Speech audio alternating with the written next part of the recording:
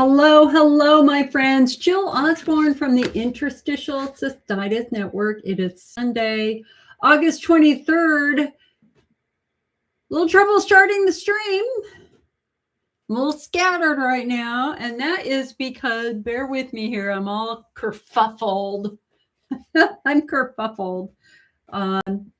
Because Facebook, in its ultimate wisdom, has added an AI box over the controls, and I can't get rid of it. You're supposed to be able to click the X to get it go. When I click the X, it just reloads. And I am really, it's kind of, I just don't quite know how. So like, I'm not even gonna be able to see your questions because Facebook put this crazy AI box right over the chat window. Like, what? Come on, guys. Oh, wait, here. Hold on a sec. Can I go to settings? Will settings get rid of it? I've been trying to get rid of it for the last 25 minutes. Hello, you guys. Nice to see you. I can't see your names right now. I'm sorry. You know what I'm going to have to do is, let me log in with another computer.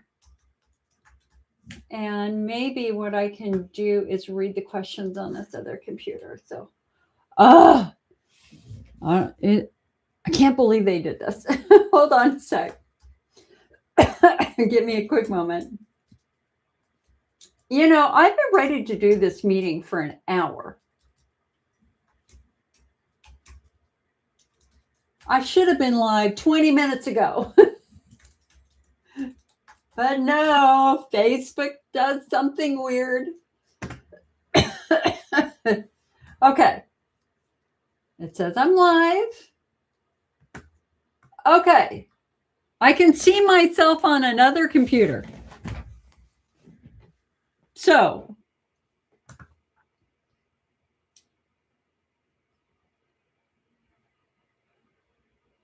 okay, that's the best I can do. I do not understand why Facebook has done what they have done. Hello, Anne. Nice to see you, hon. Thank you. You don't catch me wearing red very often, but every now and then I'm in the mood. Usually means that I'm in a fighting mood. I'm not in a fighting mood today. I'm in a pink mood today. All right. Am I normal? Am I good? Okay. Hopefully I'm good. Okay. Deep breath. My name is Jill Osborne. I am the president and founder of the Interstitial Cystitis Network. I am the National IC Support Group leader. Support groups pretty much died during COVID. We don't really have, any in-person groups that are meeting right now. Anywhere. It's all online. And that's really sad because we had, through the ICA had a great support group network. Sorry, I got a tickle in my throat. We had a good support group network, and COVID just kind of shut it down. So, support has changed. Well, a lot of support has changed from what it was before. And I wish that we could go back to the time when we had more in-person meetings, but alas, at this point in time, we don't. So, I have a lot of things that I want to talk to you about, but for those of you who don't know me, I am the founder of the IC Network. I actually created the very first urology and IC support groups, specifically urology support groups more than 30 years ago on America Online. Yes, I'm that old. I've been doing this a long time. I've seen a lot of things over the years. We had a very large forum over on the IC Network website, but we worked with 200,000 patients a month. This was before the advent and onset of social media. I'm always trying to bring the world's best resources directly to you. I am looking for patients who are homebound. I am looking for patients who don't have access to good care. I am looking for patients who were diagnosed, but they don't believe that they have any treatments. And I think most importantly, I'm looking for patients who think they've tried everything and they feel like they need to give up. No, my friends, I don't want you to give up. There is always hope. And we have learned so much about IC recently. And so our goal now is to find the underlying problem and help the underlying problem. Hello, Dolphin on YouTube. It's so nice to see you. Excellent. So again, I'm a little bit late and I apologize, but that's entirely AI's fault with Facebook.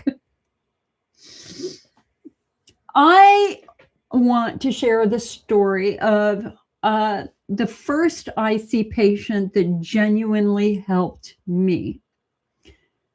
And her name was Marie Grimes. And I found out last night that she had passed away. And, you know, it's always interesting. A support group leader is somebody who does a lot of work for very, very little recognition. And that's very, very true in the IC world. What made Marie Grimes so incredibly special is that her job every day was to help people. She was kind of like Diane, who helped run the IC Network Forum, and Donna, who helped run our forum. They just want to help.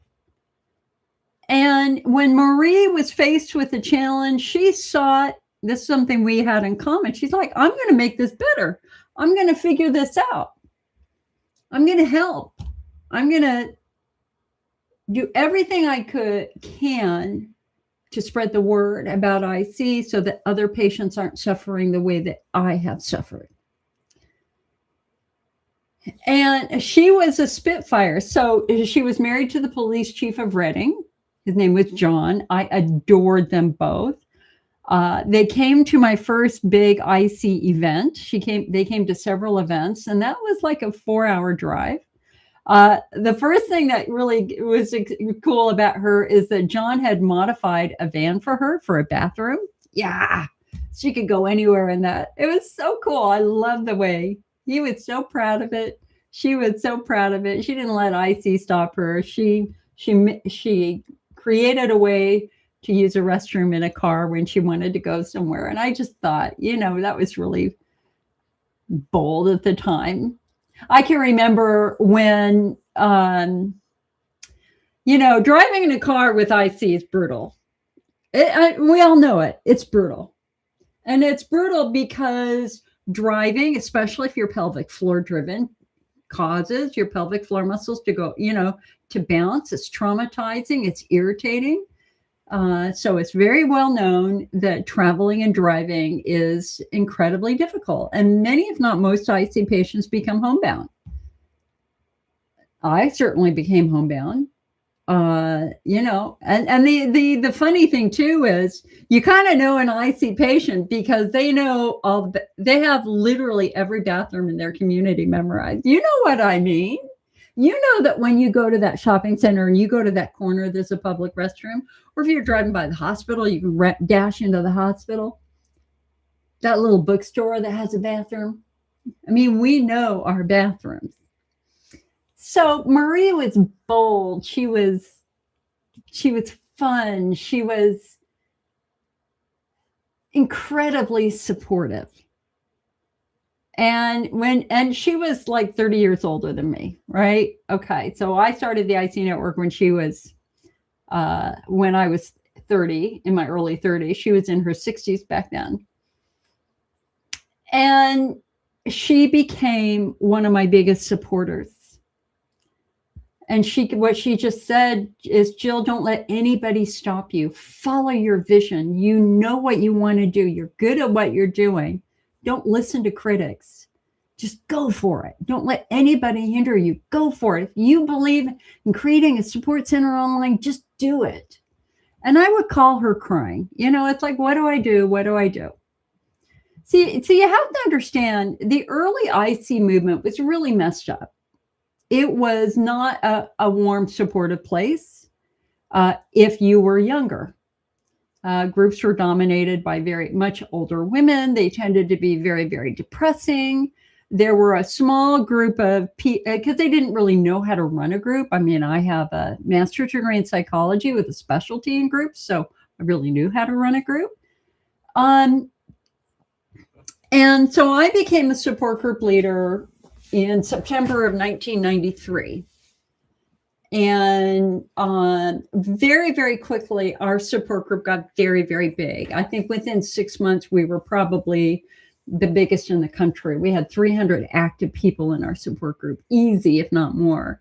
And one of the things that I did is I actually personally walked into every urology clinic in 3 counties and introduced myself and gave out flyers because I wanted them to meet me. And what was so interesting were the doctors who said, we stopped sending patients to support groups. They were too upsetting. And I said, you send them to me. I'm going to make that better. And that's why we ended up having so many people in our group. But yeah. And I really worked hard to try to make our groups as informative as I could. Back then, we had to pay the ICA $10, $12 per article. Like, we didn't get anything for free. We paid for almost everything. And so my co-leaders and I, Evelyn and Jennifer, we worked really hard to make every meeting that we did really educational. We had handouts, we had speakers, you name it, we had it. And something caught my attention really quickly, and that is the patients who would call me who needed support, who I was hoping would come to the meetings, were not at the meeting. And I would call them and say, hey, I had stuff just for you. How come you didn't come? And they went, Jill, it hurt too much. I couldn't get in the car. And I'm like, okay, I can totally relate to that because I had to drive 30 minutes to get there. And I was crying in the freeway, driving down to the hospital to do the support group meeting. That's how painful driving was for me. And so it kind of squeaked out, pricked an idea for me. And that is, how do we bring support to patients who are homebound? The patients who couldn't come to the meeting. And so here, hold on a sec. Now, you guys just please know that the internet's being very, very weird. So just, especially Facebook, I apologize. It just is what it is. So I offered to do a newsletter. It's like, okay, well then let's just do a really big newsletter. And I got turned down. The ICA said, no, they didn't want to do that. Supposedly my group had $3,000 in the kitty. We were not allowed to access that money. Like, why? Where is it? They couldn't explain it to me. So the newsletter was out. I paid for it on my own for a while. And then the internet happened, and then websites happened. So I took the very first web class on IC. And thought, you know what? We can build a website.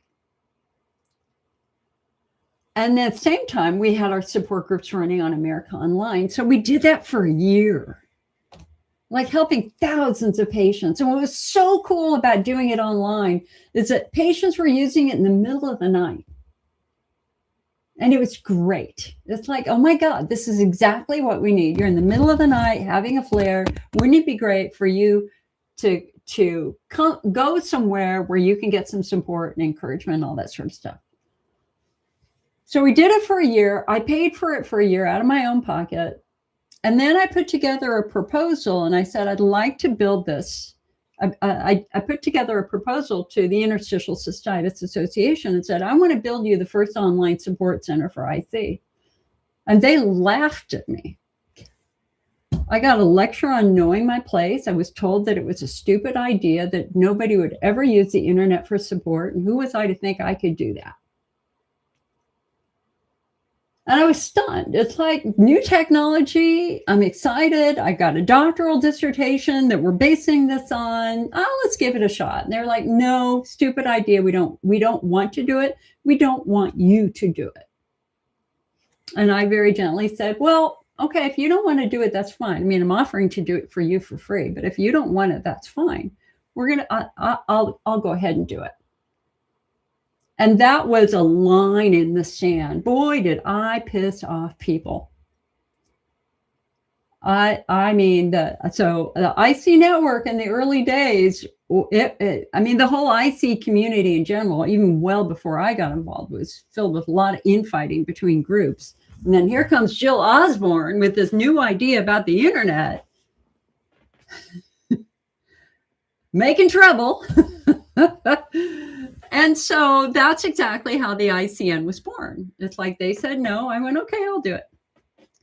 And I did it. And, 33 years later, here we are. We've been rated the best and most reliable website, et cetera, and studies done by Harvard and the University of London. So listen, we're good. We're good. But I'll tell you, I wouldn't be here today if it hadn't been for Marie Grimes, because I would call her crying. What did I do to deserve this? What did I do to be treated this way? And she consoled me. She consoled me. And she said, you know what, Jill?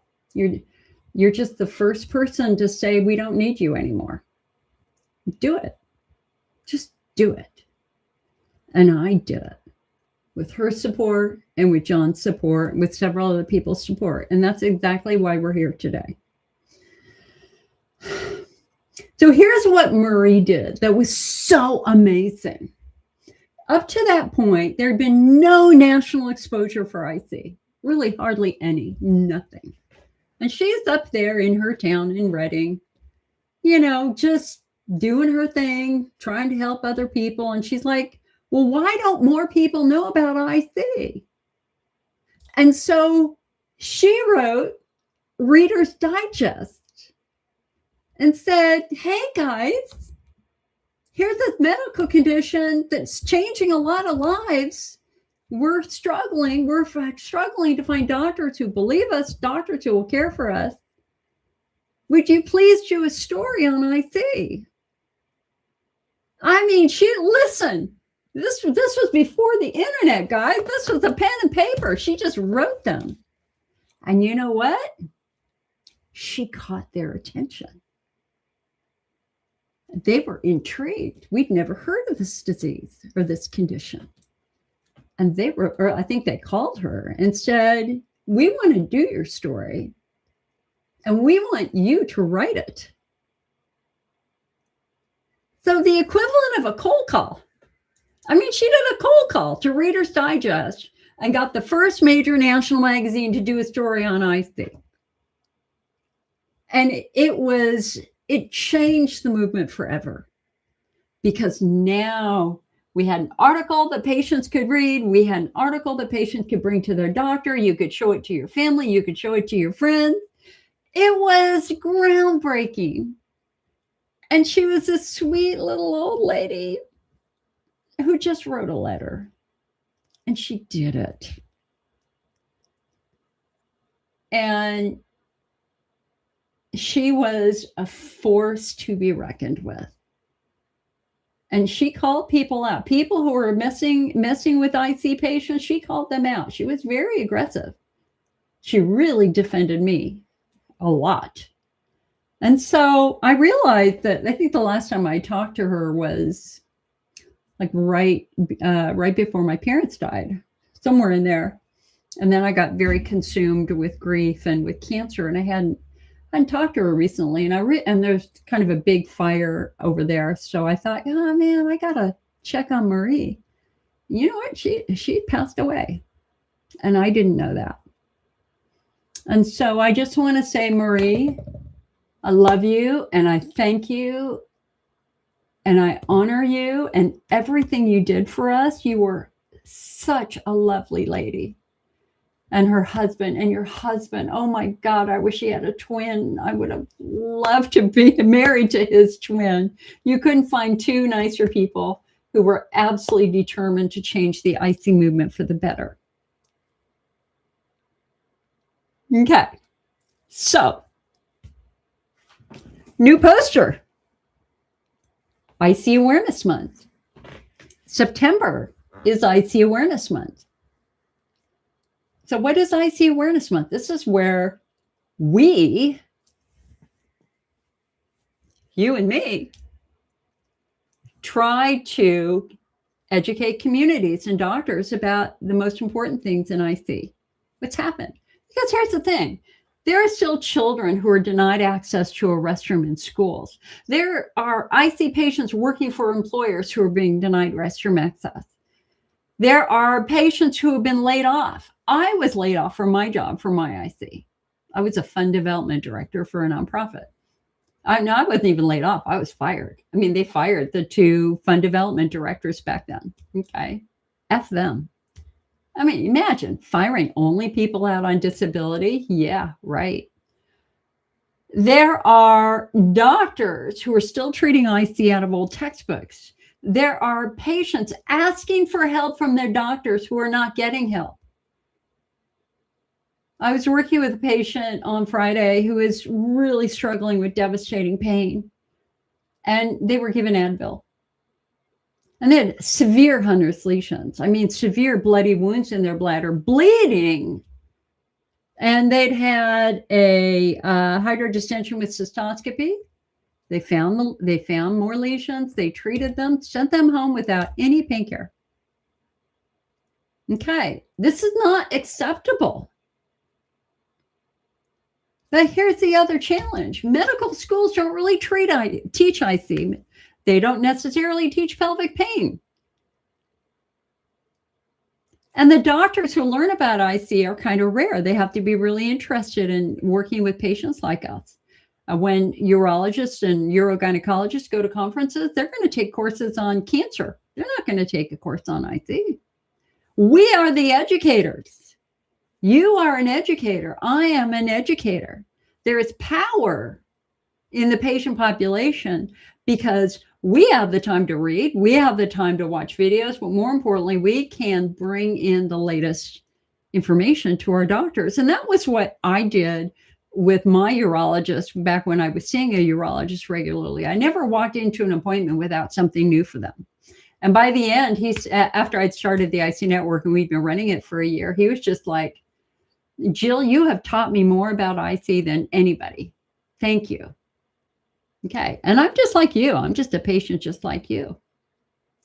So in IC Awareness Month is not about me. It's not about IC Network. It's not about the ICA. It's not about a patient group. It's not about a company selling a product.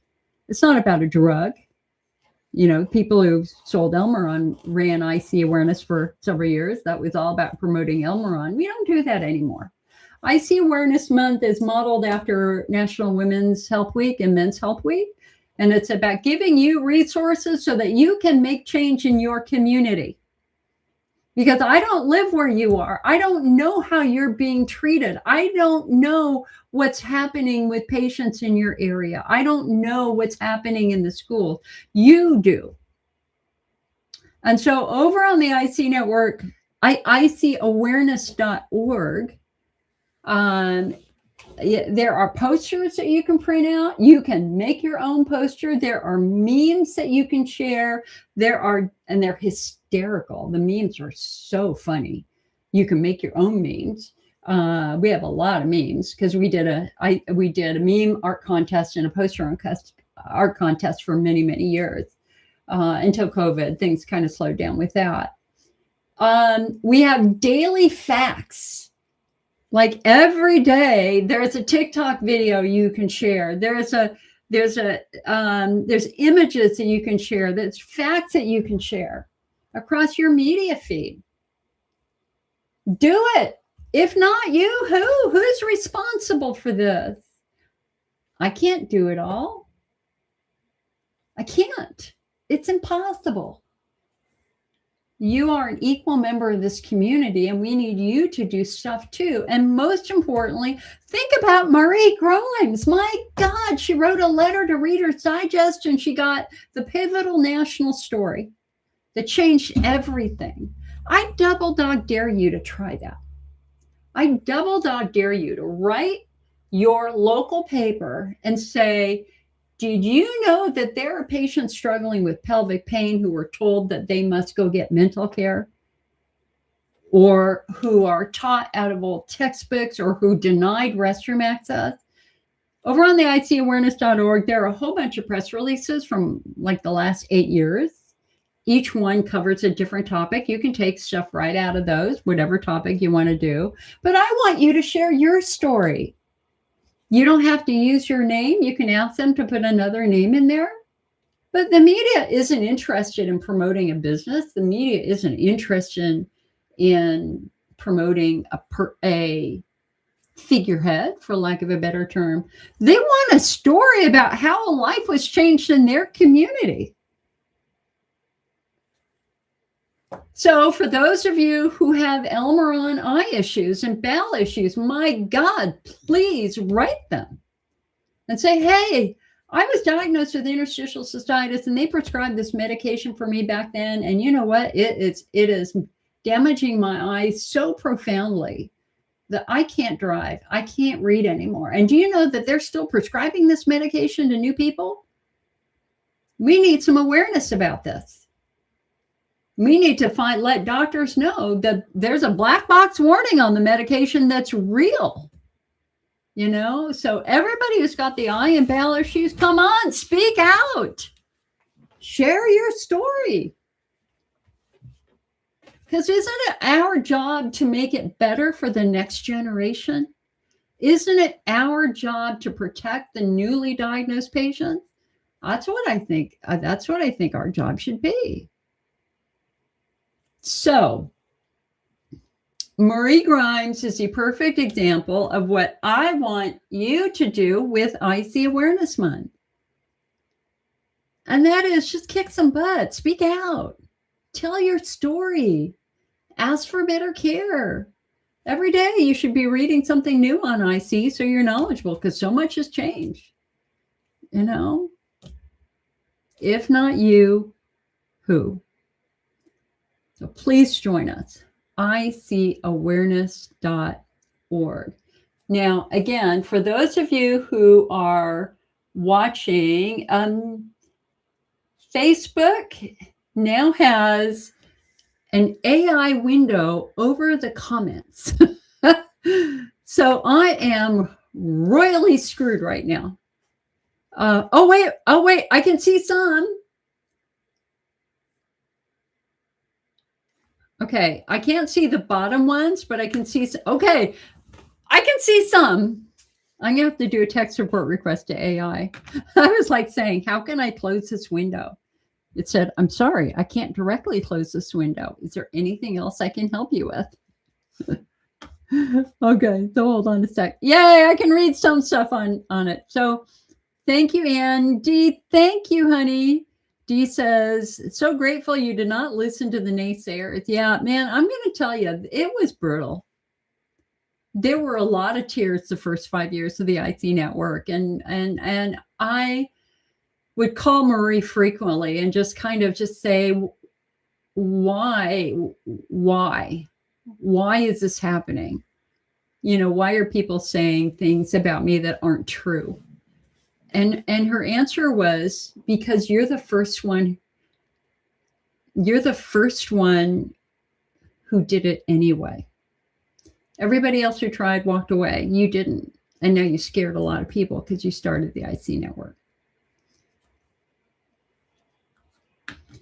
Linda says, and hello, Dee, thank you for the 50 stars. So much appreciated. Linda says, what pain meds are recommended for Hunner's lesions? Well, Hunner's lesion patients obviously have the most severe pain, and they have the most severe pain because they have a big bloody wound in their bladder that is being bathed by urine. Okay. And so the patients who are absolutely going to suffer the most over time are going to be the Hunner's lesion patients where lesions have not been treated.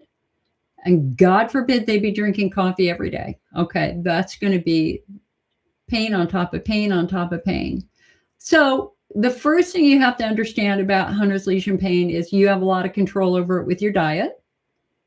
So you got to protect those wounds. That means you're not going to pour acid in those wounds. Please don't. Number two, when we cauterize the lesions, when those lesions are treated with laser therapy, with fulguration, or even with steroid therapy, the pain usually improves dramatically. So we want to get those lesions treated correctly. Lesions are not going to respond to a bladder coating. They're not going to respond to a bladder installation. There's just not a lot of research that's showing that. What lesions respond to are lesion-specific therapies like fulguration, cauterization.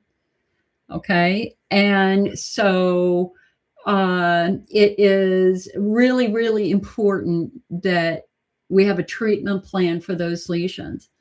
And with respect to pain meds, I mean, lesions are probably going to need an opiate, a short-acting, lower-dose opiate like a Norco, which is 325 or 350 acetaminophen, 5 milligrams codeine. Those are going to be the ones that are going to take the suffering out of a lesion.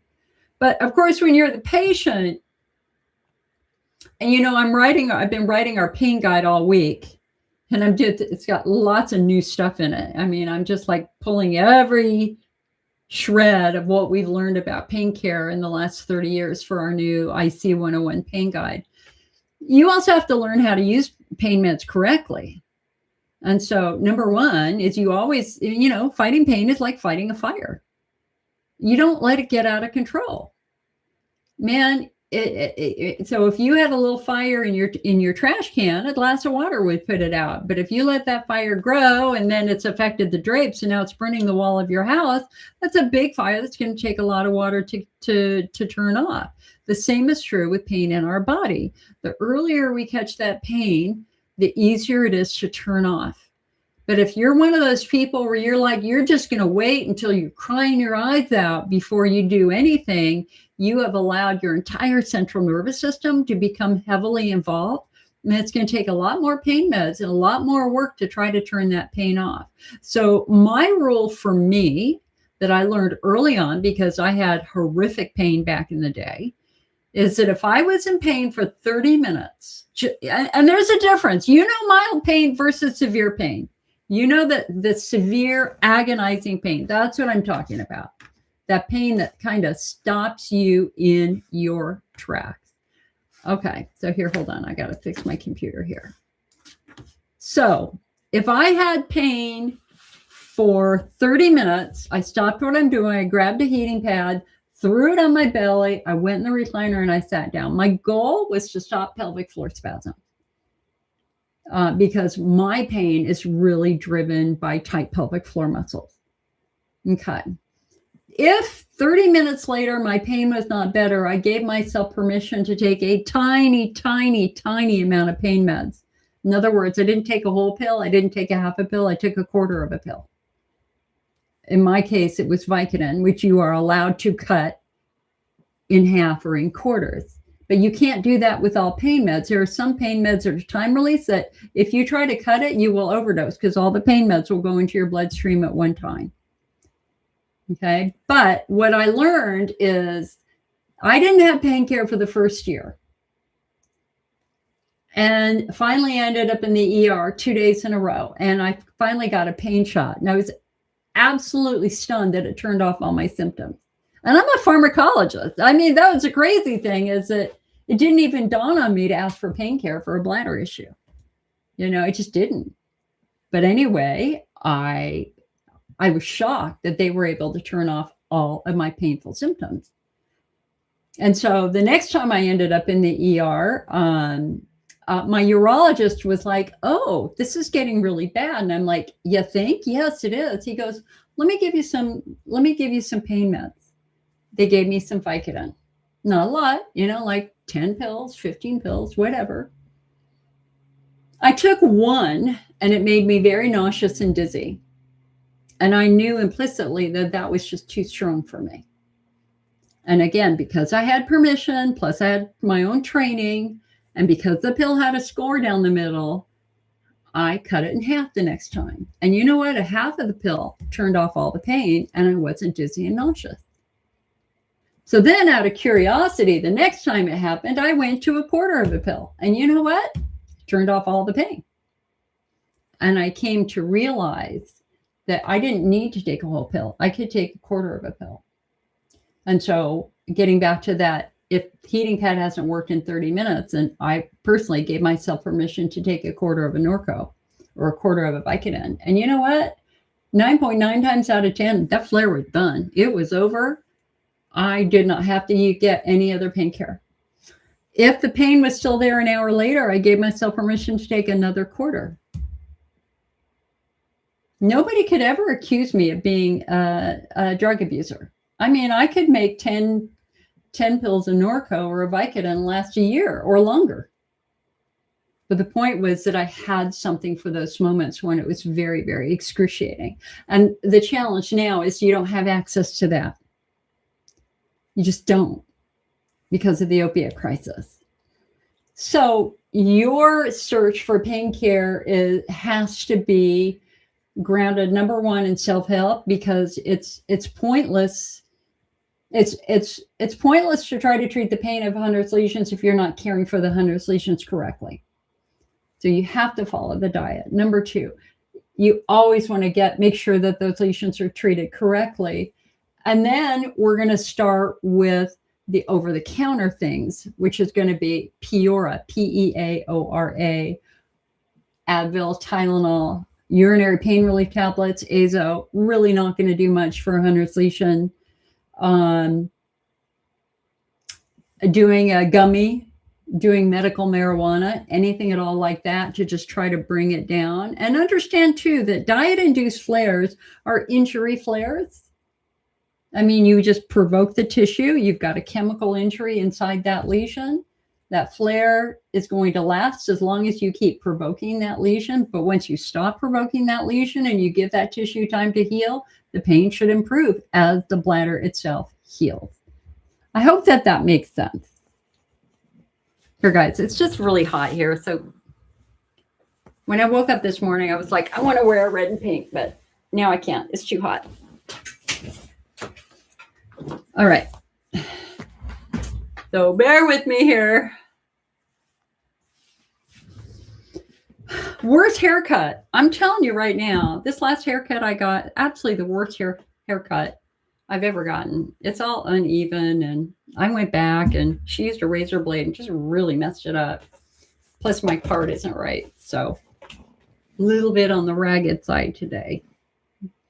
Bear with me. Okay. Hello. Hello, Kathy.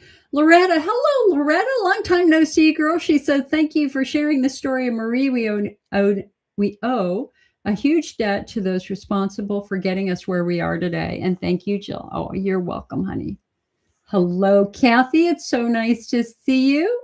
Hello, Debbie. Nice to see you. Hi, Lisa.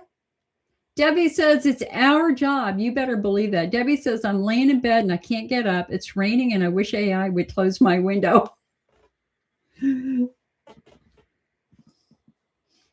Is this not the weirdest summer ever? This is such a weird summer. The weather is crazy. Hello, Robbie. It's so nice to see you. Hi, Deirdre. It's so nice to see you. Allison said, I started Elmer on November, a wonder drug. I thought a month in, my hair started shedding. By March, I had vision disturbances, mainly peripheral loss. Oh, God, girl. And a lack of clarity and blurry. This worried me, so I dropped to 1 pill a day. These disturbances still occurred. GP said blood pressure problem, vision still persisted on 1 pill. The next GP said it was a migraine, but I believe it's Elmeron mentioned to the urology nurse. She said to stop it immediately. So a total of 6 months, and this happened. You're not the only one, hon. In our study, which I think we now have 2,500 patients in, we asked patients when their eye issues started. And a good chunk of patients had eye issues start in the very, very first year. So I'm so sorry that you were given a medication which may have damaged your eyes. And this is one reason why we're trying to do more research on this and get more awareness out there. I have been working with Emory University for several months now. We've got a patient registry, almost done. It's just, they've got their own big research going on. I've got my research going on. We just kind of want to bring them together to make sure it's very, very publishable. And so they are, I think, putting it onto their servers right now from our server. So just know I'm really working on it. We're trying to get it done. It just takes so much time. I mean, I could just do a survey. It's very quick for me to do a survey. I want it publishable. I want it so good that we can get this data in front of the FDA to get them to re-look at its FDA approval. One of the last big articles was done by the UCLA Stein Eye Center, and the researchers just came out and said at the end that because these effects appear to be irreversible, and that some patients have had to have their bowel removed because they've had uncontrolled growth of polyps in their bowel, that the FDA approval be removed, or that its use be more intensely monitored. And very specifically what they said, given what we're now learning about all the bowel issues with it, is that every patient using this medication, whether it be brand name or generic pentosan polysulfate, should get colonoscopies every year. For sure. You got to have monitoring colonoscopies, because that first sign of changes in the bowel, that's a bad thing, because the polyposis is the polyps that are growing in the carpet polyposis are often the precancerous polyps, and we've had some patients who have been diagnosed with colon cancer that they associate with this medication use. So, dark times, my friends, dark times. Dolphin said, I had surgical trauma due to pelvic and bladder surgeries. I started suffering from bladder pain and pudendal neuralgia. The IC network helped me understand what was happening to me. I had so much knowledge to advocate for myself when I talked to my urologist. You go, girl. Excellent. You had sections of your bladder removed from mesh erosion. Never once did my urologist and gynecologist mention IC or bladder pain syndrome. Yeah,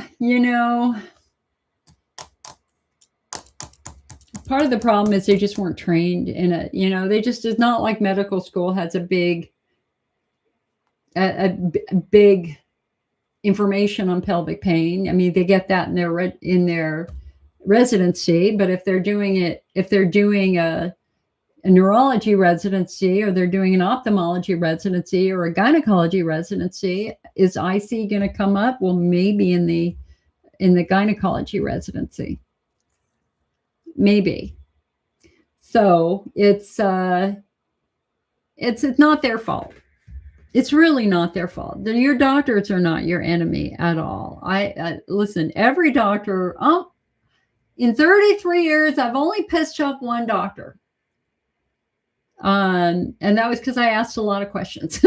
I just was asking a lot of questions about what they were doing and kind of challenging them in a way. And he didn't appreciate that. But I will tell you that the great majority of the doctors that I've worked with, including most of the top doctors in the world, are wonderful. And they care, and they genuinely care for you. And they are in this because they want to help. Their hands are tied often by their health insurance companies. For example, in Europe, to get a diagnosis of IC, everybody has a cystoscopy, because the purpose of the cystoscopy is to make sure they didn't miss something like a foreign object in the bladder, like mesh erosion in the bladder, like a suture in the bladder, like a bladder stone or bladder cancer or Hunner's lesion. But in the United States, we don't do that because health insurance companies won't pay for that for every patient. They save the cystoscopy for 3 to 6 months afterwards. Usually they give you the diet. They do a basic exam. They might do a pelvic floor assessment. They might do a cystoscopy in the office. They give you some basic meds, and they say, we'll see you in 6 months. See how you do in 6 months. And then 6 months later, if you're not doing so well, that's when they will usually say, maybe we better look in your bladder and see what's going on with your bladder. And so that whole mesh is a big deal. Mesh is a really big deal. Mesh is I was working with a guy last week who had a hernia repair with mesh, and he was having problems with his mesh moving also. I mean, it's a big deal. It's a really big deal. Okay, so let's see here. I gotta say, I had a horrible night last night. I was in so much pain last night across my chest. I had breast cancer, so I had a double mastectomy. You can see, flat as a pancake. And I was up at like 4 o'clock and 5 o'clock, and I was just kind of going, oh, what is this? What's going on here? And then when I woke up this morning, it's like, what the hell did you lift yesterday? Because it's usually lifting heavy things. And I realized I lifted a toddler 3 times. My nephew's daughter kept running to me, wanting to be picked up. And I would bend over and pick her up and just throw her up. Not remembering. Oh, it's a day. All right. Look at this. The summer IC Optimist magazine is done. It should have been mailed to most patients this week. There might be a couple of stragglers hanging on because we have a lot going on right now. But for those of you who get our magazine by mail, just know that it's on the way. I picked this picture because this looks like my beloved Uncle Jim. So the IC Optimist magazine is our patient magazine that we've done for 24 years. Can you believe it? I can't believe it. 24 years. And this is our patient magazine that goes to our members, but you can also buy individual copies. Every summer is our nerd edition, because in the summertime, we're usually going over all the new research that was presented at the American Urology Association meeting in May.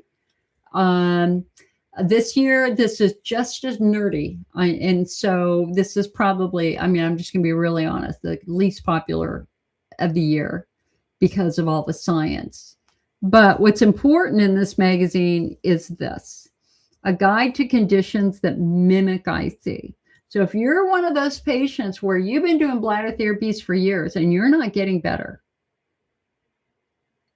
our national guidelines from the American Urology Association say, don't keep doing that treatment then. If you're not getting better, let's take a step back and revisit that diagnosis. What could they have missed? And this is a comprehensive guide to the conditions that can also cause the symptoms of interstitial cystitis. And also on the back cover, IC Awareness Month poster. Cut it off, put it up on a community bulletin board. You're done. That would be great if you could do that. So, a guide to conditions that mimic IC. And let's see here. So we've got urologic confusable diseases. We've got such as chronic infection, chronic fungal infection, chronic viral infection, genitourinary tuberculosis. If you've been traveling, if you especially over to Asia or Africa, there's a chance you may have been exposed to tuberculosis. Hello there, Serturia.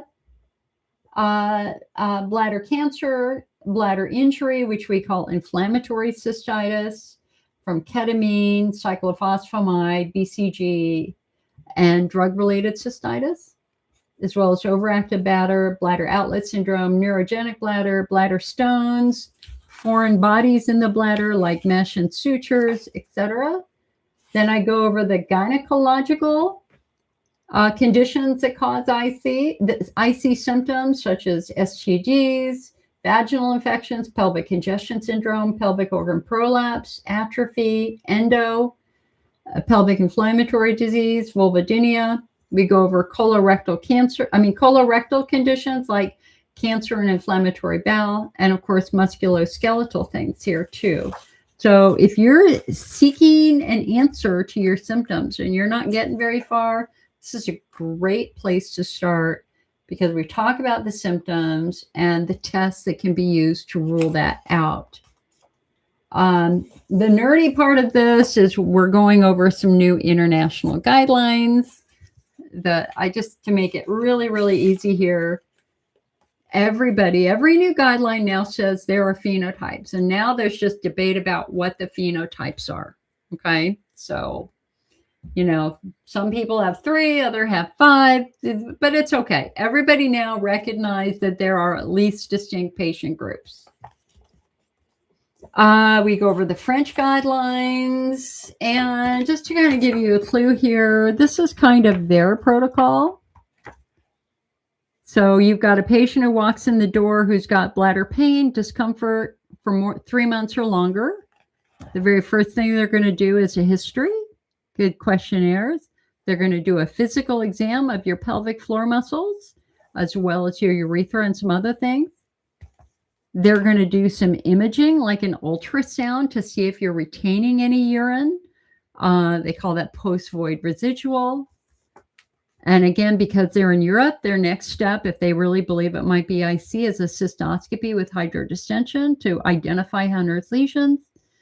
Then, once they've done that, look at that, phenotyping. So now we know, is this patient bladder-centric, Hunner's lesions, sensitization, pelvic floor, allergenic, and then they're going to be treated based upon their phenotype. Soteria says, the muscles in my bladder can be seen very well. I forgot what they called it, but it's 360 along with hyperemia and inflammation. I don't quite understand, honey. What do you mean by the muscles in your bladder can be seen very well? I don't quite understand that. We have the latest study on, again, from the UCLA Stein Eye Center on Pentosin's effect on the eyes and the bowel. We talk extensively for the first time about the concept of injury. And, I was talking with Dr. Zaslow, who is a researcher from West Virginia University that I've known for many, many years, and I've helped him with some of his research. And, we're all just now kind of in the nitty gritty, so to speak, that I don't even know how to describe this. None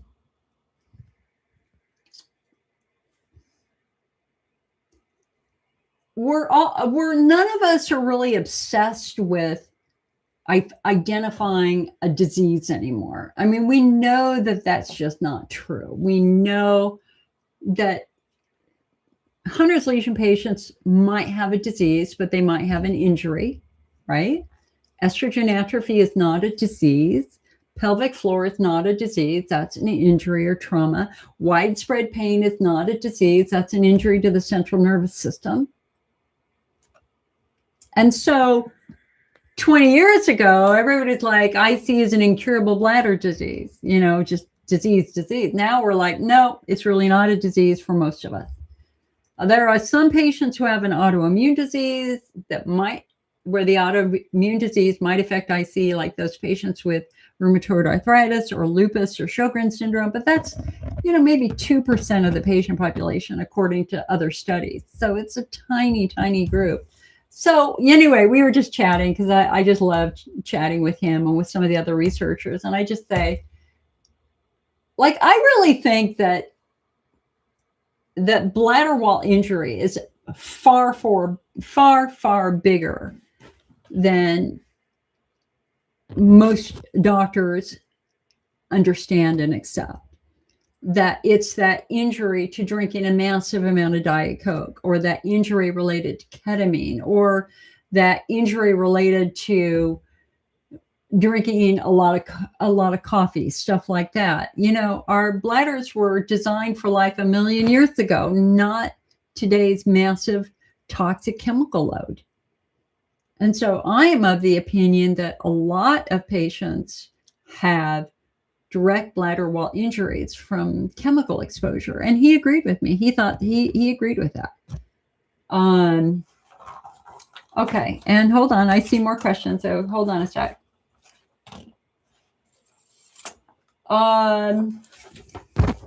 What doctors often miss in men with IC.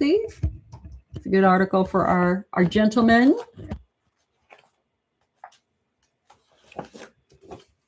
This was so interesting. There are a legit group of women who get recurring UTIs after menopause, or if they're on estrogen suppression medication, because the bladder needs estrogen to make mucus. And if it doesn't have the estrogen, the bladder doesn't have that nice thick coating that normally repels bacteria. But this was a patient who called who passed all those tests, and they were actually able to connect her recurring UTIs to fatty liver disease.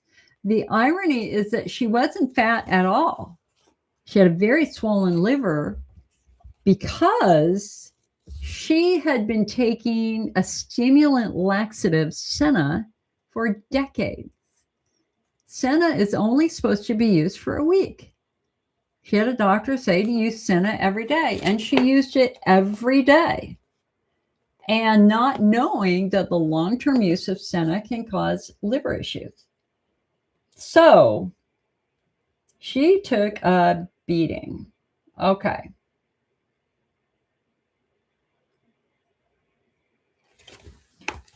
Don't forget our new app. Hundreds of people are now using our new IC 101 food app. I went in and looked at the stats. Love it, love it, love it.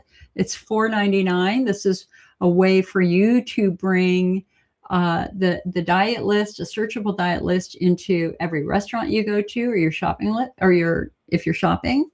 Can't go wrong with this. And it's our proprietary list of foods. We've got the latest research, a new treatment under study called 8AG. One of the best parts of my job is to be a consumer advocate. I've been on a tirade about artificial sweeteners. We have our latest research that has linked artificial sweeteners to cognitive decline. Yeah, my friends.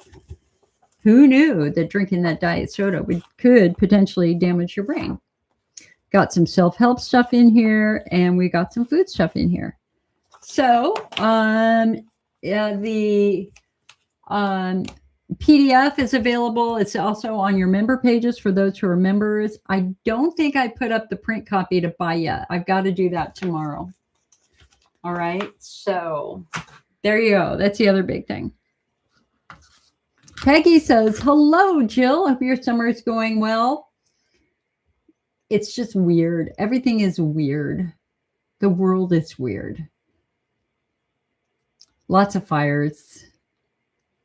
Loretta says, I am usually here and listening. I'm taking Pura 500 for incontinence. Has made a big difference.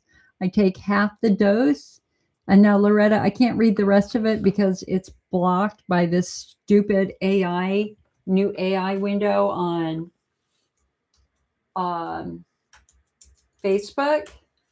Let me see if I can read it over here.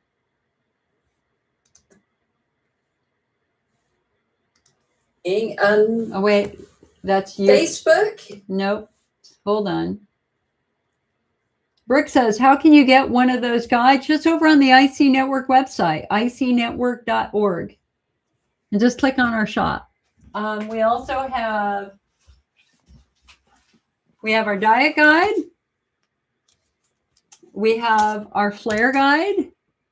The pain guide has not been released yet because I'm still working on it.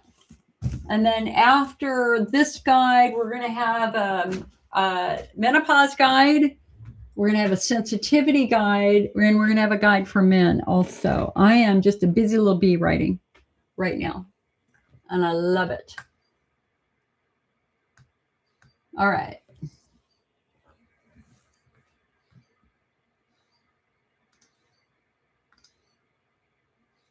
I do not understand what Facebook is doing.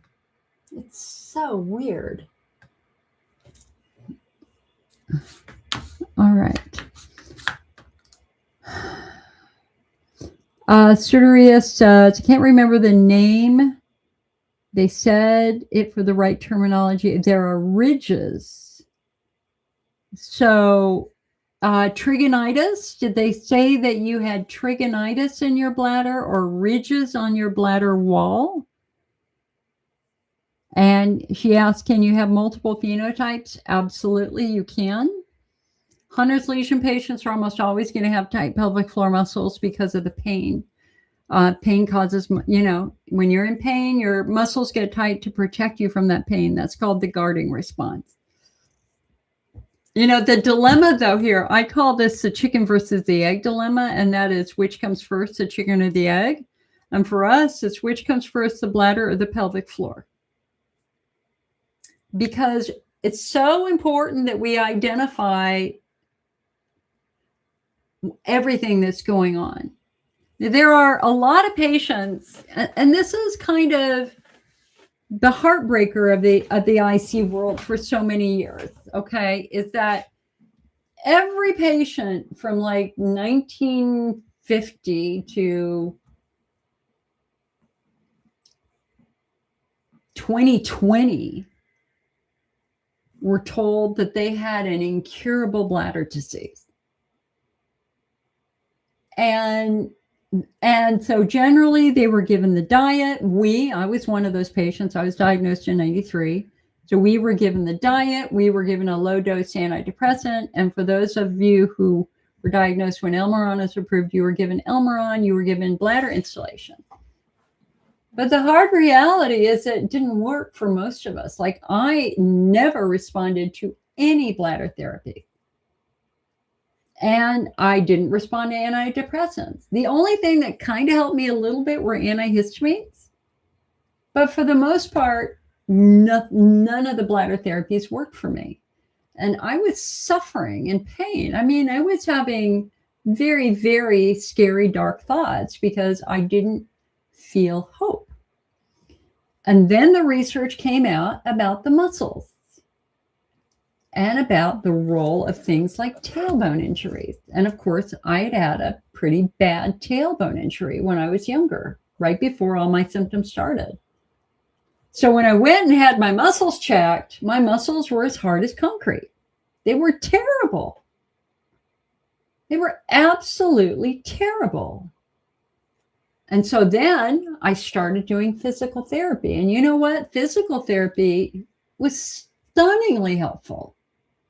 Once I got those muscles out of tension, once we reverse the ischemia that happens when tight muscles squeeze blood vessels so badly that the bladder isn't getting the nutrition and oxygen it needs because it's not getting good blood supply.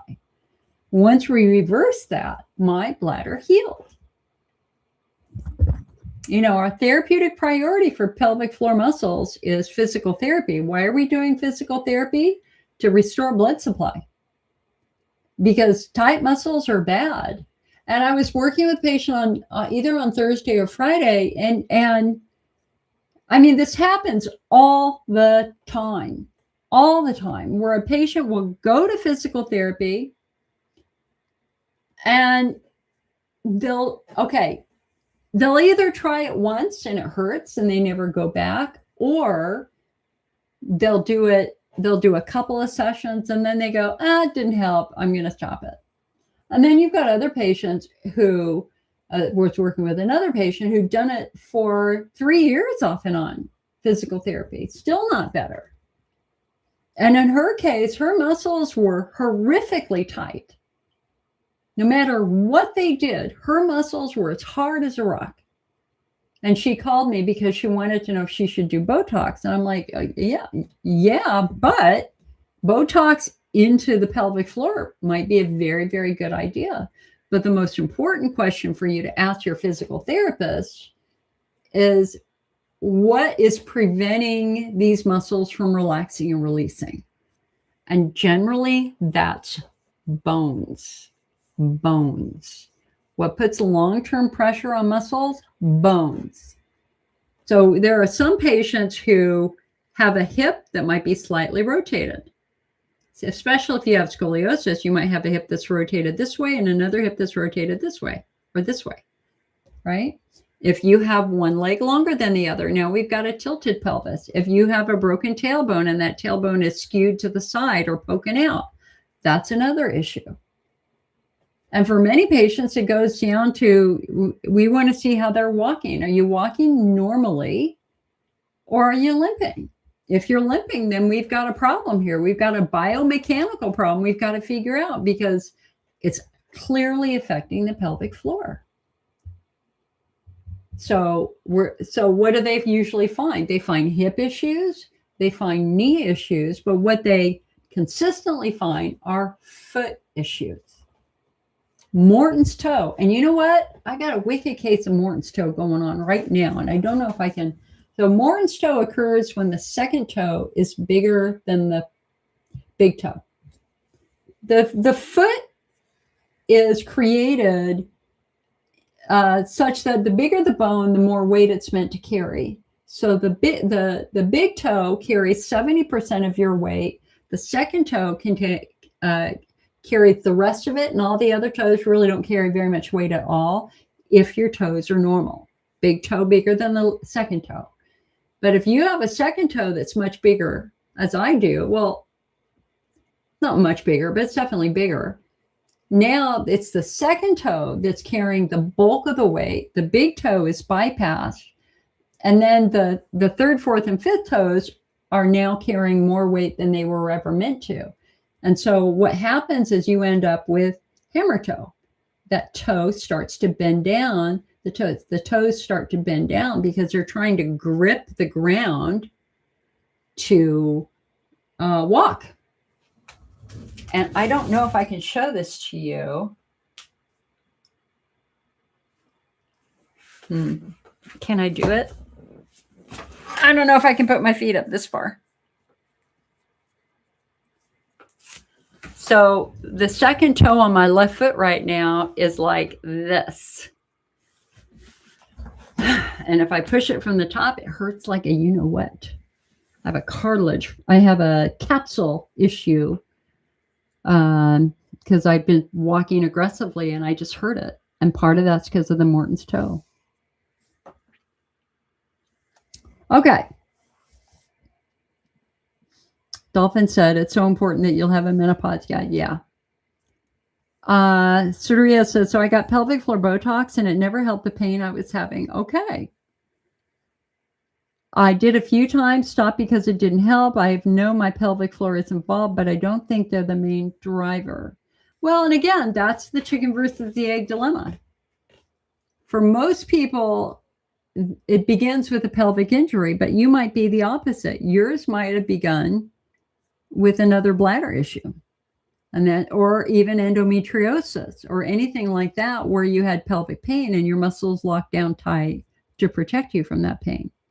But don't assume that you're right. This is a really good discussion for you and your physical therapist. And they really need to watch you walk to make sure you're walking normally, and to make sure that your foot is hitting the ground correctly. Because if your foot's not hitting the ground correctly, if you have an ankle that's rolling in or an ankle that's rolling out, that is going to directly affect your pelvic floor. Dolphin says, Katie Couric is working on a documentary that will come out in 2027. It's called Hormonal. She's asking for women to share their stories. I'm sure she would love to hear from you. Ooh, I'll look that up. Thank you. Thank you, Dolphin. Surya says, the pain is like a menthol pain, and I have pudendal nerve pain and endomyosis. Oh, okay, I get it. And a history of endometriosis. Now, that's a little bit complex, girl. Especially if you've had surgery for the endo, then maybe we're dealing with a little bit of scar tissue. That's also a possibility. Okay. So again, Facebook is just messing with me. If anybody out there has ever done live streams, this new Meta AI support assistant is a pop-up window that is actually blocking the chat area. So I can't even read the chat area.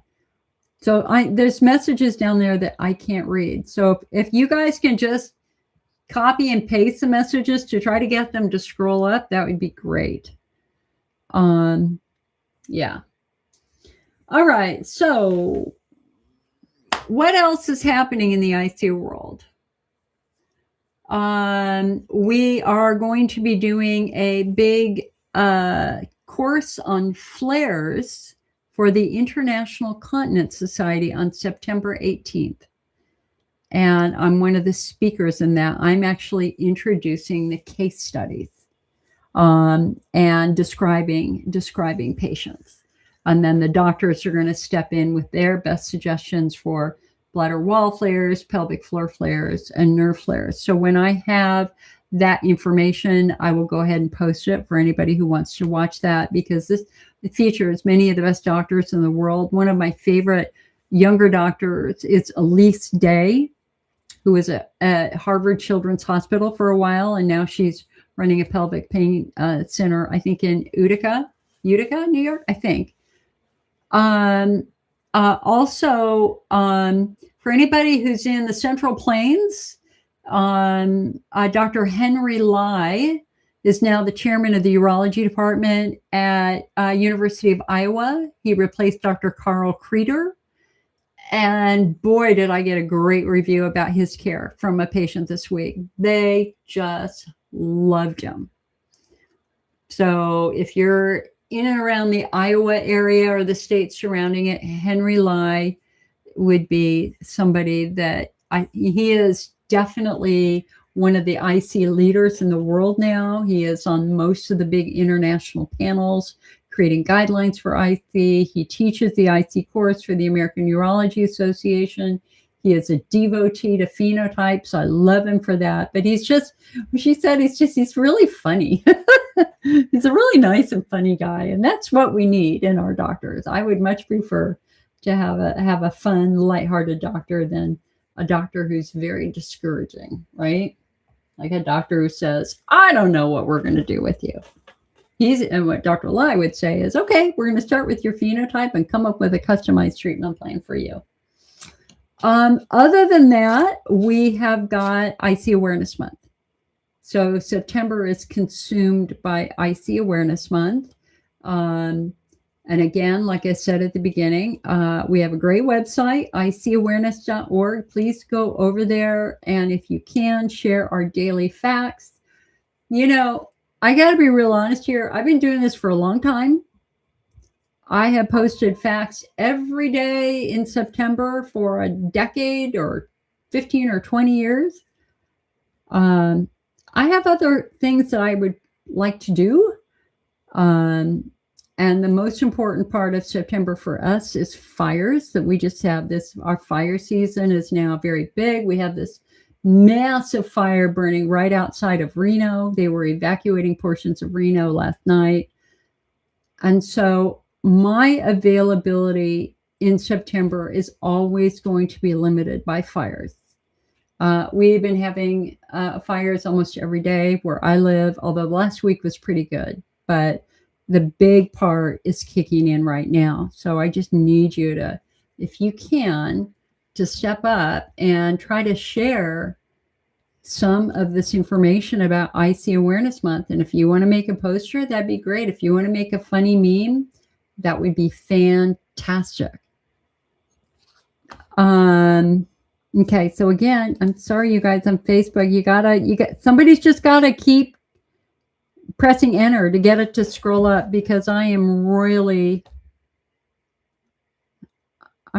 screwed right now on Facebook. I just can't see what you're writing. I know I'm missing like four messages right here. It's crazy. Crazy what's happening.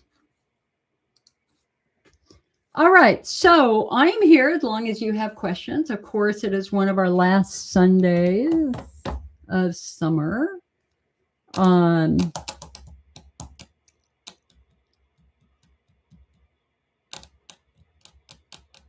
Here, hold on.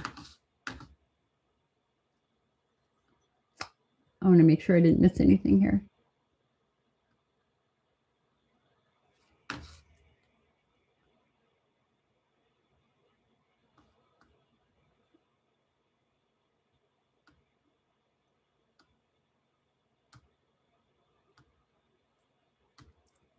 All right, you got to give me questions, guys.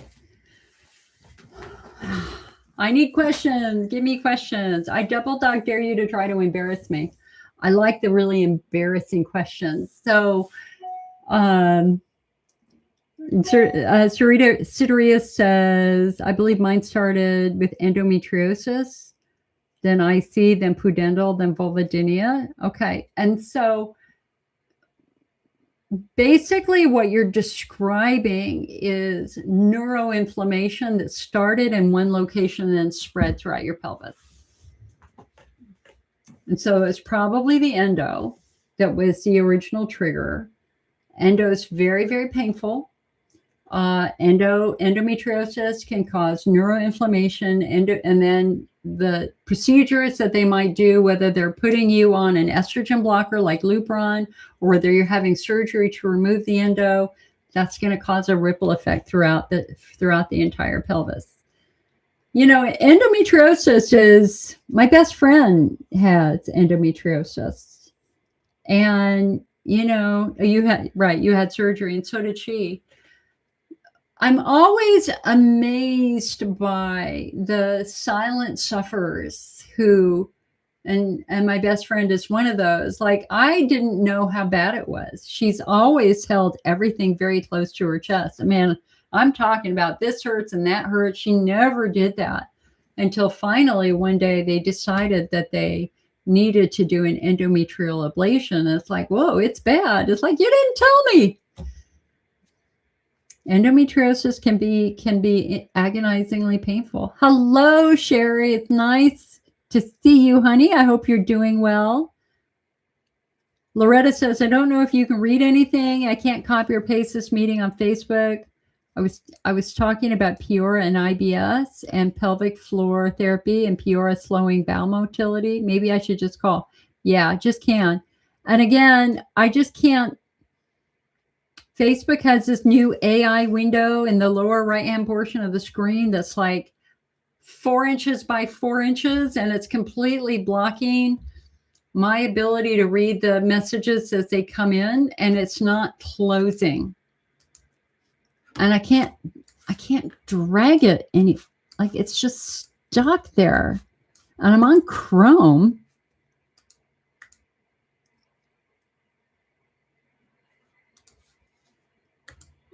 Like, what? I just do not understand what they did. So we're simulcasting on YouTube and on Facebook. So, okay. So one of the things that I'm doing in the new pain guide is I am trying to share as many patient stories as I can. Like, I want to personify pain and how it presents itself.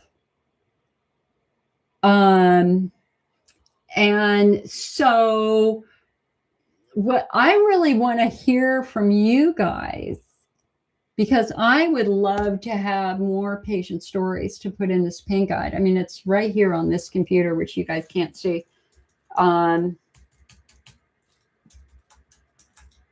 So what am I let me tell you what I'm writing right now.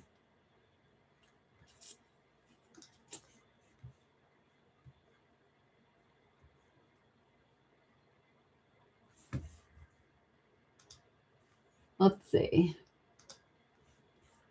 Oh, that's right. I closed it. In my quest to figure all this out, I closed a bunch of windows and it didn't work.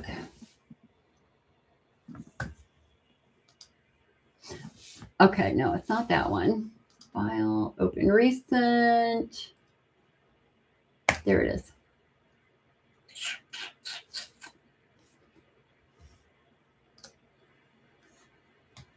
So, what I'm looking for, and Beth says endometriosis is very painful, dealt with it for years. So at this later stage of life, dealing with IBS and IC. Yeah, and that puts you into the widespread pain phenotype because of all the neuroinflammation that's happened. Just like me, I'm in that group too. And you know, Beth, like I have no shame. I will pretty much talk about anything. One of the things, even though my symptoms began with an early pelvic floor injury, where yours began with endo, the end result is that all the nerves in my pelvis have now become very, very sensitive, incredibly sensitive. And in fact, as I was doing the meeting last week, I was having like agonizing low back pain. And I'm pretty good at hiding stuff, but so you don't see it. But I was not in a good physical place a week ago. And then by Monday, as I was sitting here trying to work, my lower left back was just throbbing like a bitch. It was so bad. Excuse me for swearing, but I just swear now, every now and then. I know it's not professional, but I'm sorry. I'm just in that state of mind. Anyway, that's what pain does.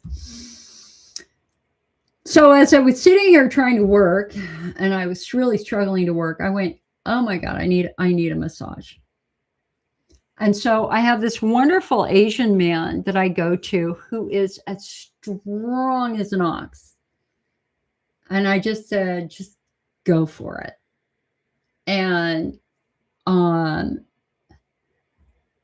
because it was the left side of my back was just in total spasm. It's just in total spasm. And he's so good at just like physically putting things back where they're supposed to be. And it's a lot of heavy pressure and a lot of repeated work. And it was brilliant. It worked really, really well. And I felt great driving away. And then I thought, you know what? When I get home, I'm going to do my internal massage. And so I got home and then I got my wand and I did my internal work. And I could absolutely tell that my left side was probably a lot better after the massage, but was very tight to touch. So I got in there with my wand and I did my internal massage. And I'm usually laying on my bed. I've got my feet up on the wall. I did it for about 5-7 minutes and was trying to do internally what he did externally. And then it just like dawned on me, you know, I had also been having a lot of rectal sensitivity, you know, just uncomfortable, which is a reflection of the tight muscles squeezing the nerves, right? And, you know, eventually all the pieces came together and it's like, okay, you were having all this pelvic tenderness because your pelvic floor muscles and your lower back muscles were very, very tight. And when we actually work on that, we get those muscles to relax and release, things feel much better. And I feel much better now.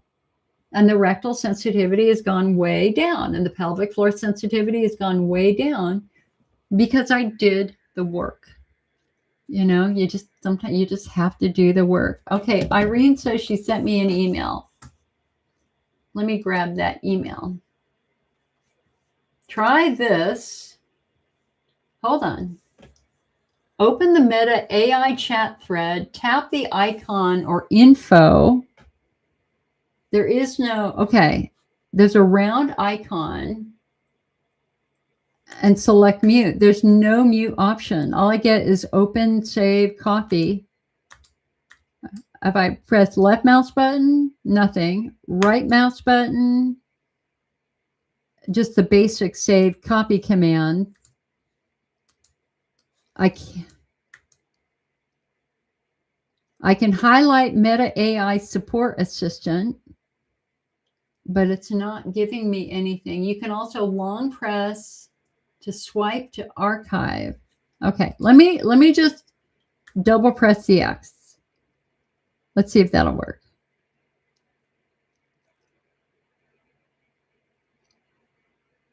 Not looking good. Nope, nothing. Here, let me plug in a different here. I have a different keyboard. I mean, different mouse. Let me try a different mouse.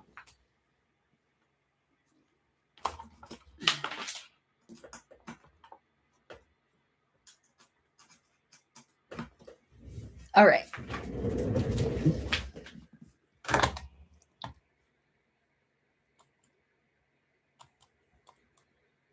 No, when I left click it, it just highlights the up and down window, the up and down control bar. And when I right click it, I just get back, reload.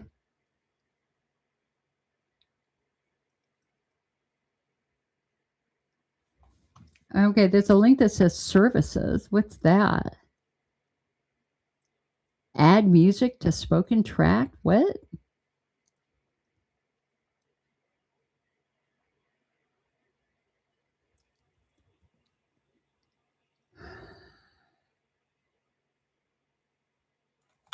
Ask Gemini? What's that? Ask Gemini. Okay, everything just got very small. Okay, hello, Jill. How can I help you today? How can I close the Meta AI Support Assistant? It's blocking the window. Thank you for your patience, everybody.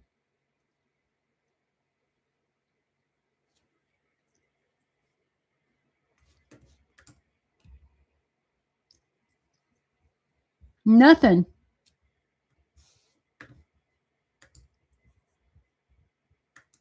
Ugh. Okay, so Irene, look for another answer, honey, if you can. I can take, I wish I could take a screenshot and show it here. Let me take a screenshot, and I don't know if I can put it in. Well, see, I cannot even get to the window to put something in the chat. That's the problem.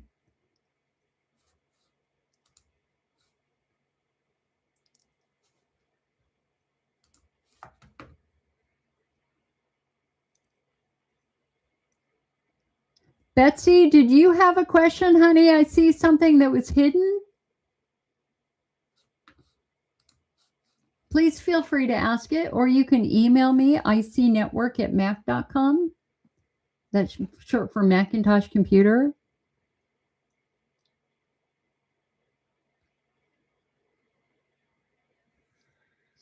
Okay, so anyway, I need more unusual patient pain stories.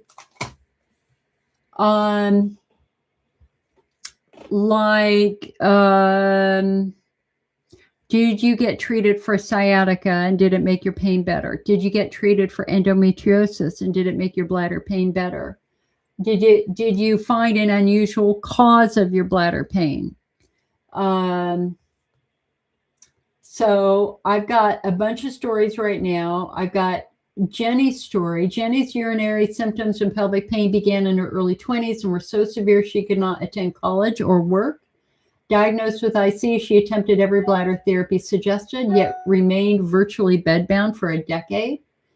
During one of our live IC and support group meetings, I described pudendal neuralgia and how it typically manifests as pain with sitting that gets better with standing. Pudendal neuralgia patients struggle with nerve compression in certain body positions that can be agonizing. She thought, quote, "That's me." She took the information to her urologist, suggesting that she could have pudendal neuralgia. Her doctor agreed. Imaging was ordered where they discovered that her tailbone had been badly broken and then healed incorrectly. She worked with a physical therapist and chiropractor for a year until her tailbone returned to the correct position. And to her complete surprise, her IC symptoms resolved.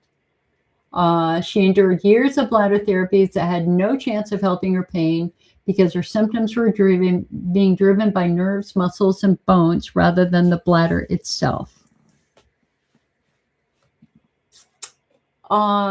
So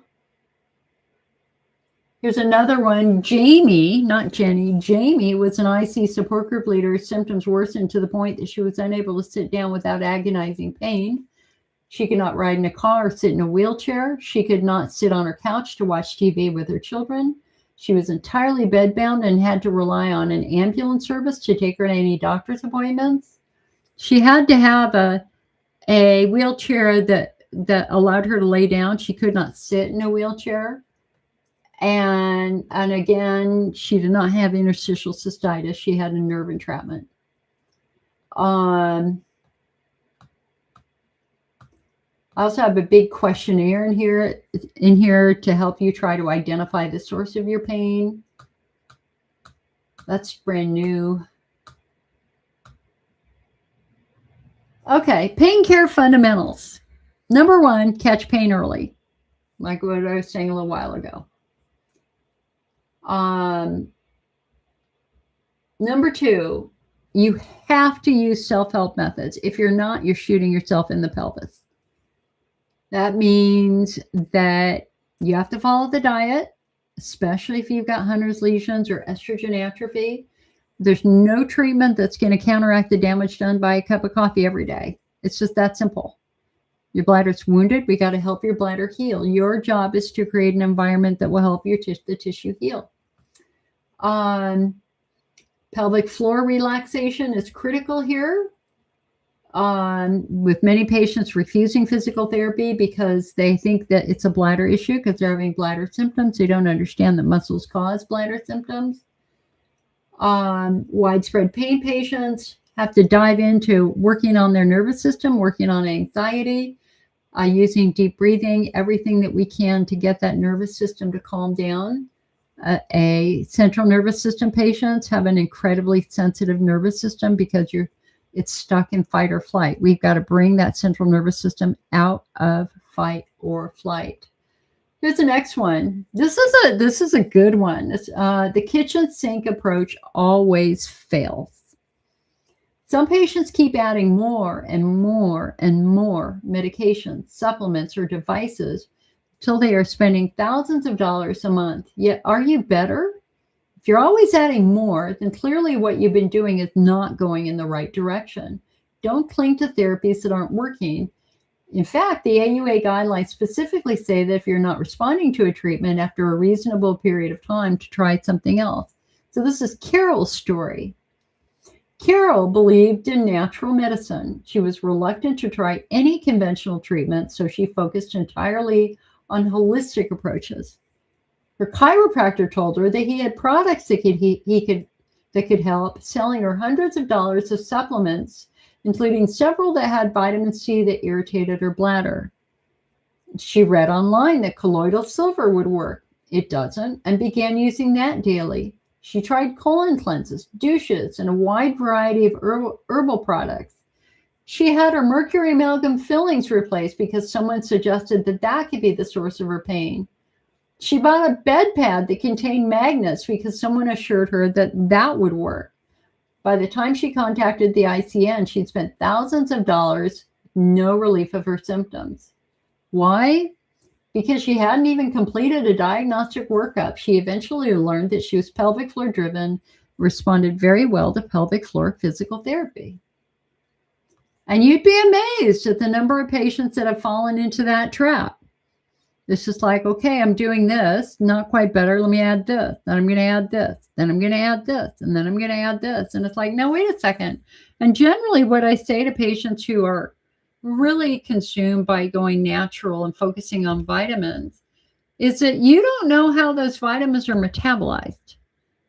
All it takes is one to be metabolized into a strong acid or strong alkaline, and your bladder's going to get irritated. So what I generally say to those patients is back off on all the supplements for a couple of weeks. Just back off. Let's get your urine becomes a stew of metabolites. So let's stop flooding the urine with all the metabolites from all the vitamins.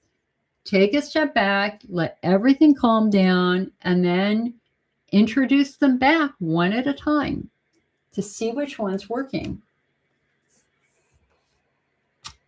More is not always better, my friends.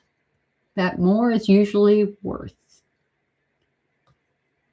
And generally in the pain medication pathway, so what are the doctors usually going to do? Well, the first thing they're going to suggest is pyridium, the stuff that turns your urine orange, also known as urinary pain relief tablets. That's the OTC version of pyridium. That acts to numb the bladder wall, but it's really not going to touch bigger pain. It's for really mild pain. The next thing they're going to suggest is usually acetaminophen or ibuprofen. And that has a better chance of addressing pain from the many different phenotypes, but not particularly useful for intense pain. And also comes with some pretty serious risks. And, I see patients, they tend to load up on stuff every day. So when used in quantity, as many patients have done, both can cause significant effects. Acetaminophen has been linked to liver damage, and ibuprofen is known to irritate the stomach. PEA is far more popular now. It carries few drawbacks like the others. Simple over-the-counter supplement, very excellent safety profile, not known for any significant side effects. And we have an IC study that shows that IC patients using PEA reported a significant progressive reduction in their pain. Some doctors then might suggest a low-dose antidepressant. Why? Because they act to calm nerves down. So that's going to be amitriptyline, nortriptyline, or imipramine. However, the big problem with antidepressants, there's two fundamental problems with antidepressants. Number one, you're told it's for pain, and so you start using it like a pain med, which means, hey, I'm in more pain today, I better take 2 or 3. And we've had patients overdose on Elavil doing that. Antidepressants are meant to take a little bit every day over time to calm the nerves down. You don't use it the same way that you would use other pain meds, where you take more if the pain is flaring. Okay, so the way it works is it slowly calms nerves over time. The other problem with those antidepressants, is that they're associated with a lot of adverse events: dry mouth, dry eyes, weight gain, irregular heart rate, which is what happened to me, arrhythmias, tachycardia. And most importantly, they're now linked to dementia and cognitive decline. If you take them every day for 3 years, I think the research said you had like a 50% increase in cognitive decline. I might be wrong with that number, but it's significant. So generally, antidepressants like that, the anticholinergic antidepressants, are really only recommended for younger patients. And for patients who are over the age of 60, they generally try not to prescribe them because we want to protect your cognition. Doctors may suggest a gabapentinoid like Neurontin or Lyrica. These are for epilepsy and nerve pain, such as shingles or complex regional pain syndrome. They are, however, widely, and some would say controversially, used off-label for a number of painful conditions like fibromyalgia, anxiety, and hot flashes. They also come with significant side effects you must talk to your doctor with. One of the things that they do is cause a discontinuation syndrome. Once you're on them, it's very, very hard to get off of them. That you may be hallucinating for 6 months trying to get off of these if you don't do it the right way. You can't cold turkey it. Cymbalta might be suggested. Cymbalta is used for depression, anxiety, and chronic nerve pain. Works in a different way to control pain. But it also comes with significant side effects like the discontinuation syndrome. The gold standard for pain care is going to be opioid medications, which of course are very hard to get, unfortunately. So what are the mistakes that patients make on pain meds? Number one, they rely entirely on pain meds. You can't do that because pain meds cover up the pain. They don't fix the underlying cause of the pain.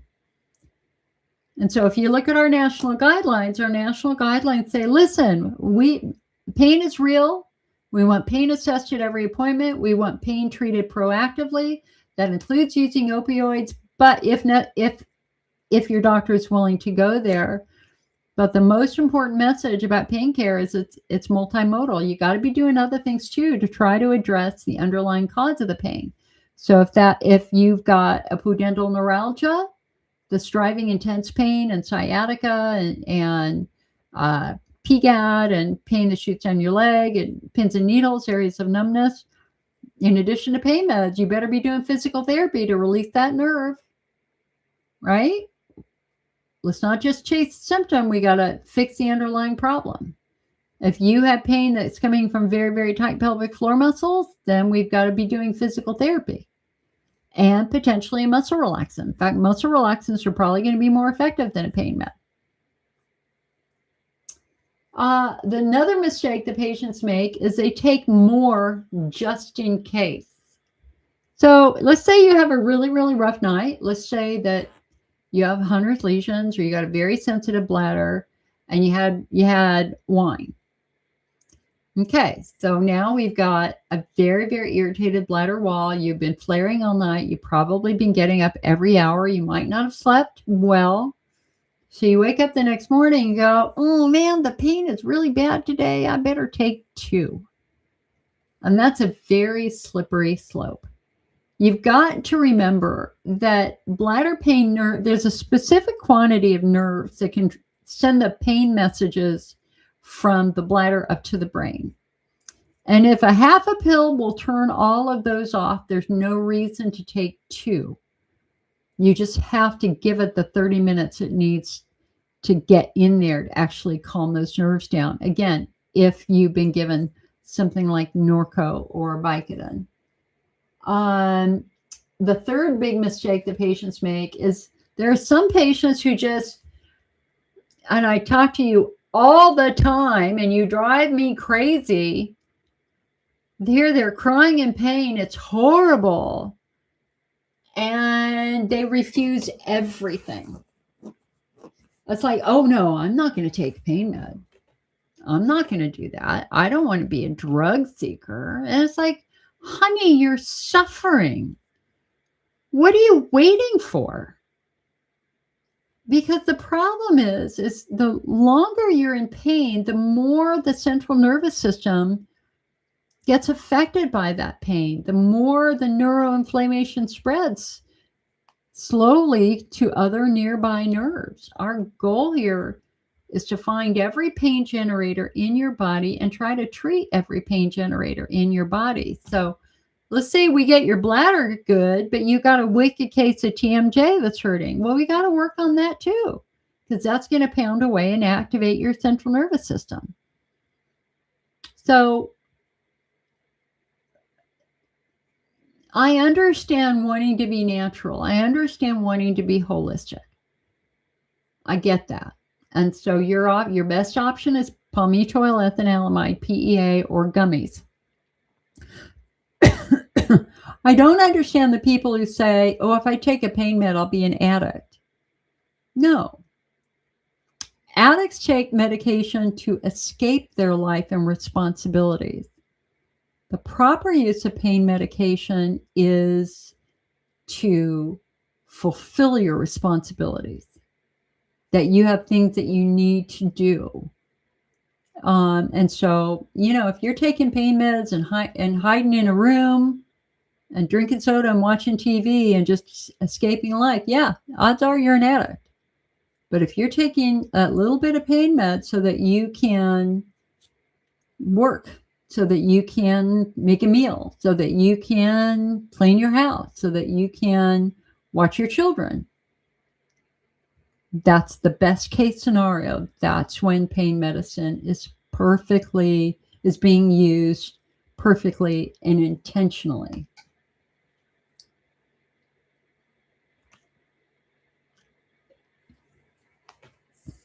Okay. Let me see. What else am I writing right now?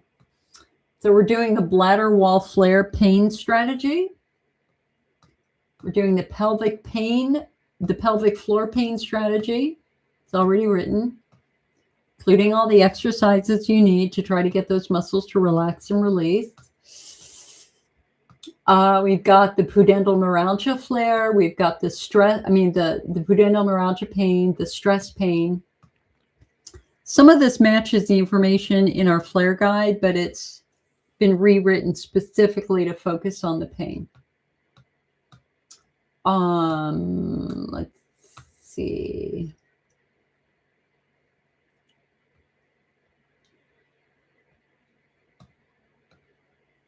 stress flares.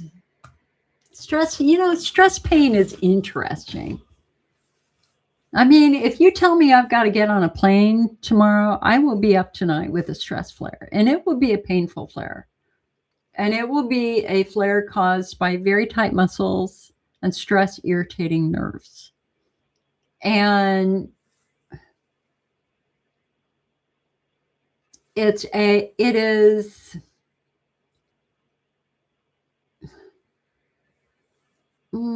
tricky?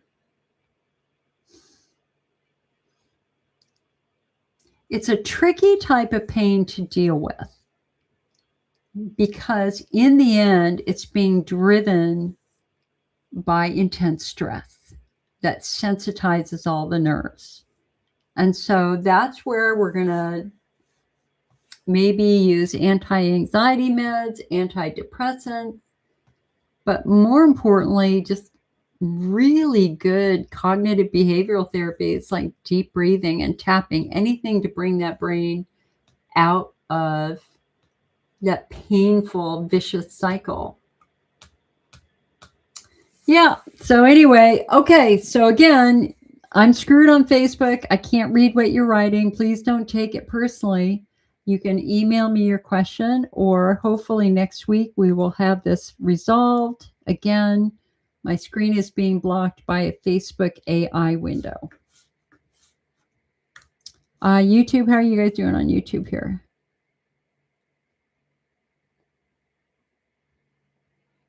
Dolphin said, this is an embarrassing question. My new urogynecologist surgeon who did my full mesh removal suggested a vaginal dilator to help release vaginal pain. Do those work? Yeah, definitely.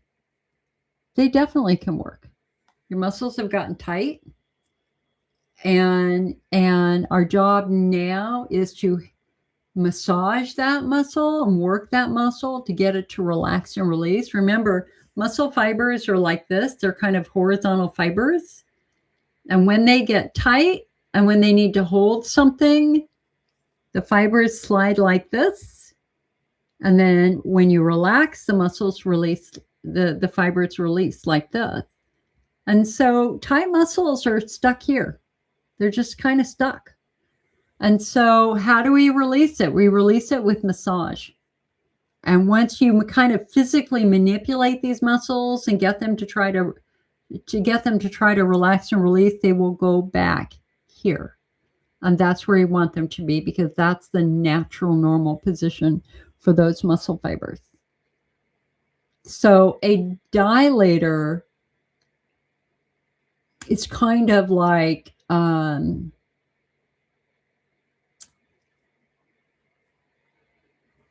teaching those muscles that they can do this. So you just put in a bigger one. You start with a small one, and then you go to a bigger one, and then you go to a bigger one, and then you go to a bigger one.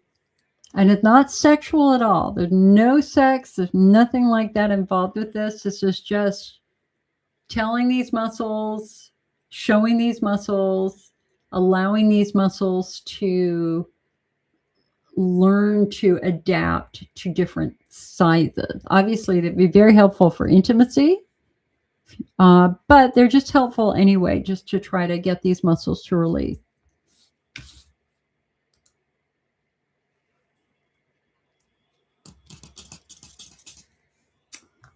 All right, now the other thing that's going on, and let me do this, is I did get my weekly IC research update yesterday. Thankfully, it comes in It comes in on Saturday. And we have a new study on. So we got 5 new studies. Stem cells.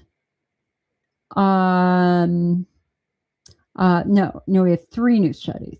2 of them are comments on articles. The preclinical safety evaluation of a mesenchymal stem cells for interstitial cystitis. Let's see what that is. Human embryonic stem cells derived multipotent mesenchymal stem cells offer therapeutic potential for IC. However, safety concerns such as tumorigenicity from residual undifferentiated stem cells must be thoroughly addressed. So they did safety assessments in the lab and in animals.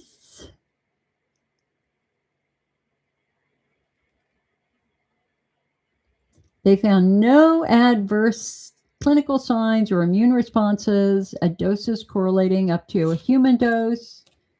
Furthermore, no tumor formation was detected for up to 52 weeks following muscle or subcutaneous administration of stem cells.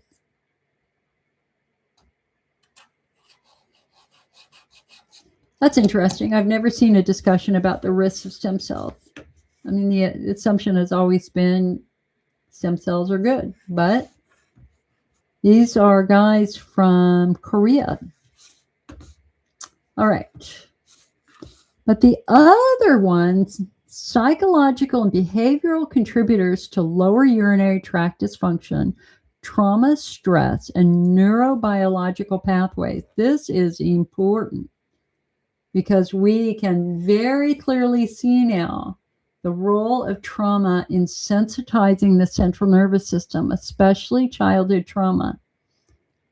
So let's see what they said. The purpose of theirs, chronic pelvic pain and lower urinary tract dysfunction are associated with a high prevalence of depression, anxiety, trauma history, and stress-related disorders, with the worsening of symptoms in these groups. This review characterizes the mechanisms behind these. So recent findings, trauma, stress, and neurobiological pathways interact as psychological and behavioral contributors to lower urinary tract symptoms.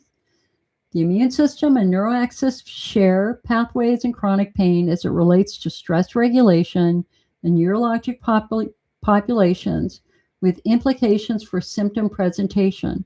Trauma, including early life adverse experiences and later diverse stressors, can potentiate those pathways. Co-occurrence of psychological factors with incontinence, retention, urgency, frequency, nocturia, and bladder pain is common and clinically relevant to the urologist.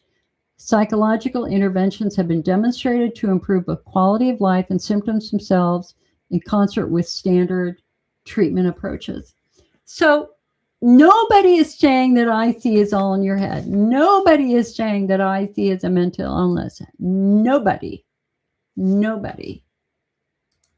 What we are saying is that trauma changes the way our nervous system works. It does. What we consistently see in our office in patients who are in the widespread pain phenotype. So these are patients who might have IC, they might have IBS, vulvodynia, TMJ, migraine, characterized by very sensitive skin, wicked sense of smell, can smell things that other people can't smell. Those are all signals that we have a nervous system that has become very, very, very sensitive. And people, for the patients that I work with, they're always, when this comes up, they're like, I always go, okay, do you have sensitive skin? Yeah, I think. And do you have a really wicked sense of smell? Can you smell things that other people can't smell? And they go, how do you know that? And I'm like, because I have it too. Okay. So the scenario, the classic scenario that we see and that I see when I'm working with patients is that there is a history of childhood physical trauma or emotional trauma. For 80% of the children who grow up to develop multiple pain conditions, there's like a major physical injury in childhood, like being hit by a car, falling off a horse, breaking your tailbone. It takes 14 days of pain to sensitize the entire central nervous system. Okay. For the other 20%, it's a history of abuse or bullying. And that's childhood abuse, sexual abuse, physical abuse, emotional abuse. So the classic scenario that comes up every week in patients that I work with is growing up in the home of an alcoholic, a violent alcoholic. Where, so imagine being 4 years old and you don't understand what's happening, but you hear raised voices and you hear fighting and you hear crying and you might witness violence. Okay, now again, that 4-year-old brain is just doesn't understand anything. They don't know why it's happening. They just know that daddy and mommy, that something's happening with daddy and mommy. So that child's brainstem has one job: to save their life. The brainstem is the most primitive part of the brain. There's no cognition happening in our brainstem. Our brainstem is on alert 24 hours a day, waiting for threat. And it is constantly monitoring our sensory input. What do you see? Is it mom and dad fighting, or is it a puppy? What do you hear? Is it somebody yelling, or is it somebody laughing? What do you smell? Is it a fire, or is it pancakes? Right? So the brainstem is always attentive and looking and monitoring for safety. And when the brainstem witnesses persistent trauma, it has a job: to save the child's life. And so it learns behaviors. So it learns, for example, that when mom or dad get home from work,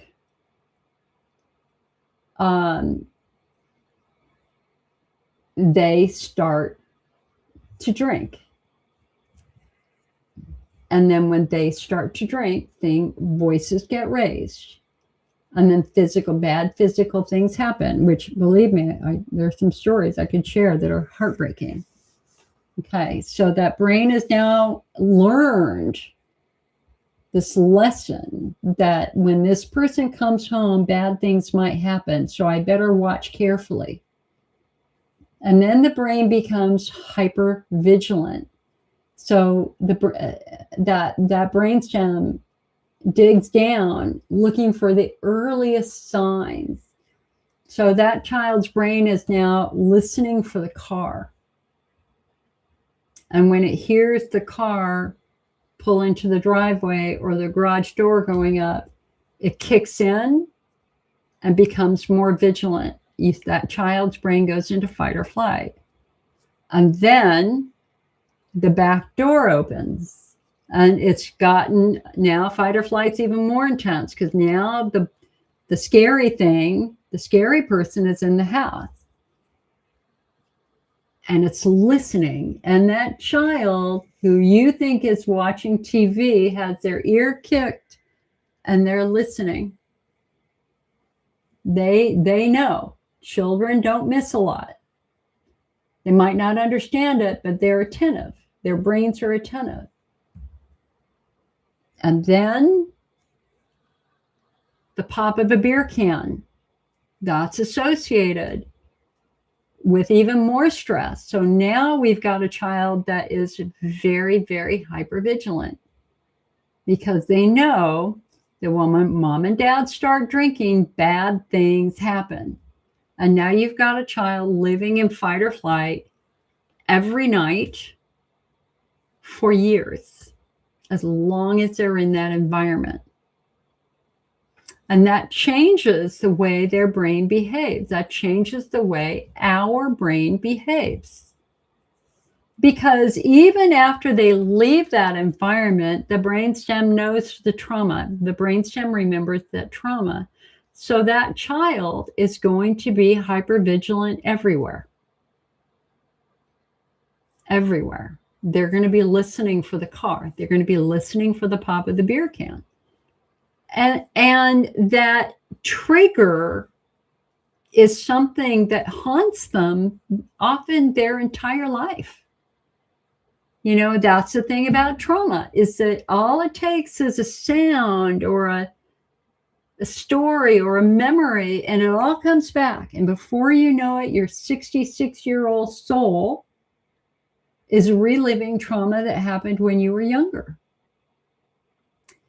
And the legacy of that is that we have a nervous system now that is just stunningly sensitive. And the entire nervous system becomes sensitive. The skin becomes sensitive. The bladder becomes sensitive. The organs become sensitive. The brain becomes sensitive. The smell is a brain function. And so I'm in this group. I am absolutely in this group. My bladder is healthy. They've never seen anything wrong with my bladder, despite the fact that I was peeing every 15 minutes and crying my eyes out with bladder pain. I am a childhood trauma patient combined with a tailbone injury patient. So why did I spend most of my 20s with with IBS, vulvodynia, TMJ, terrible anxiety disorder, panic attacks all the time? It goes right back to the trauma. My brain was massively changed by childhood trauma. And our goal as adults now is there's no blame associated with this. There's no shame associated with this at all.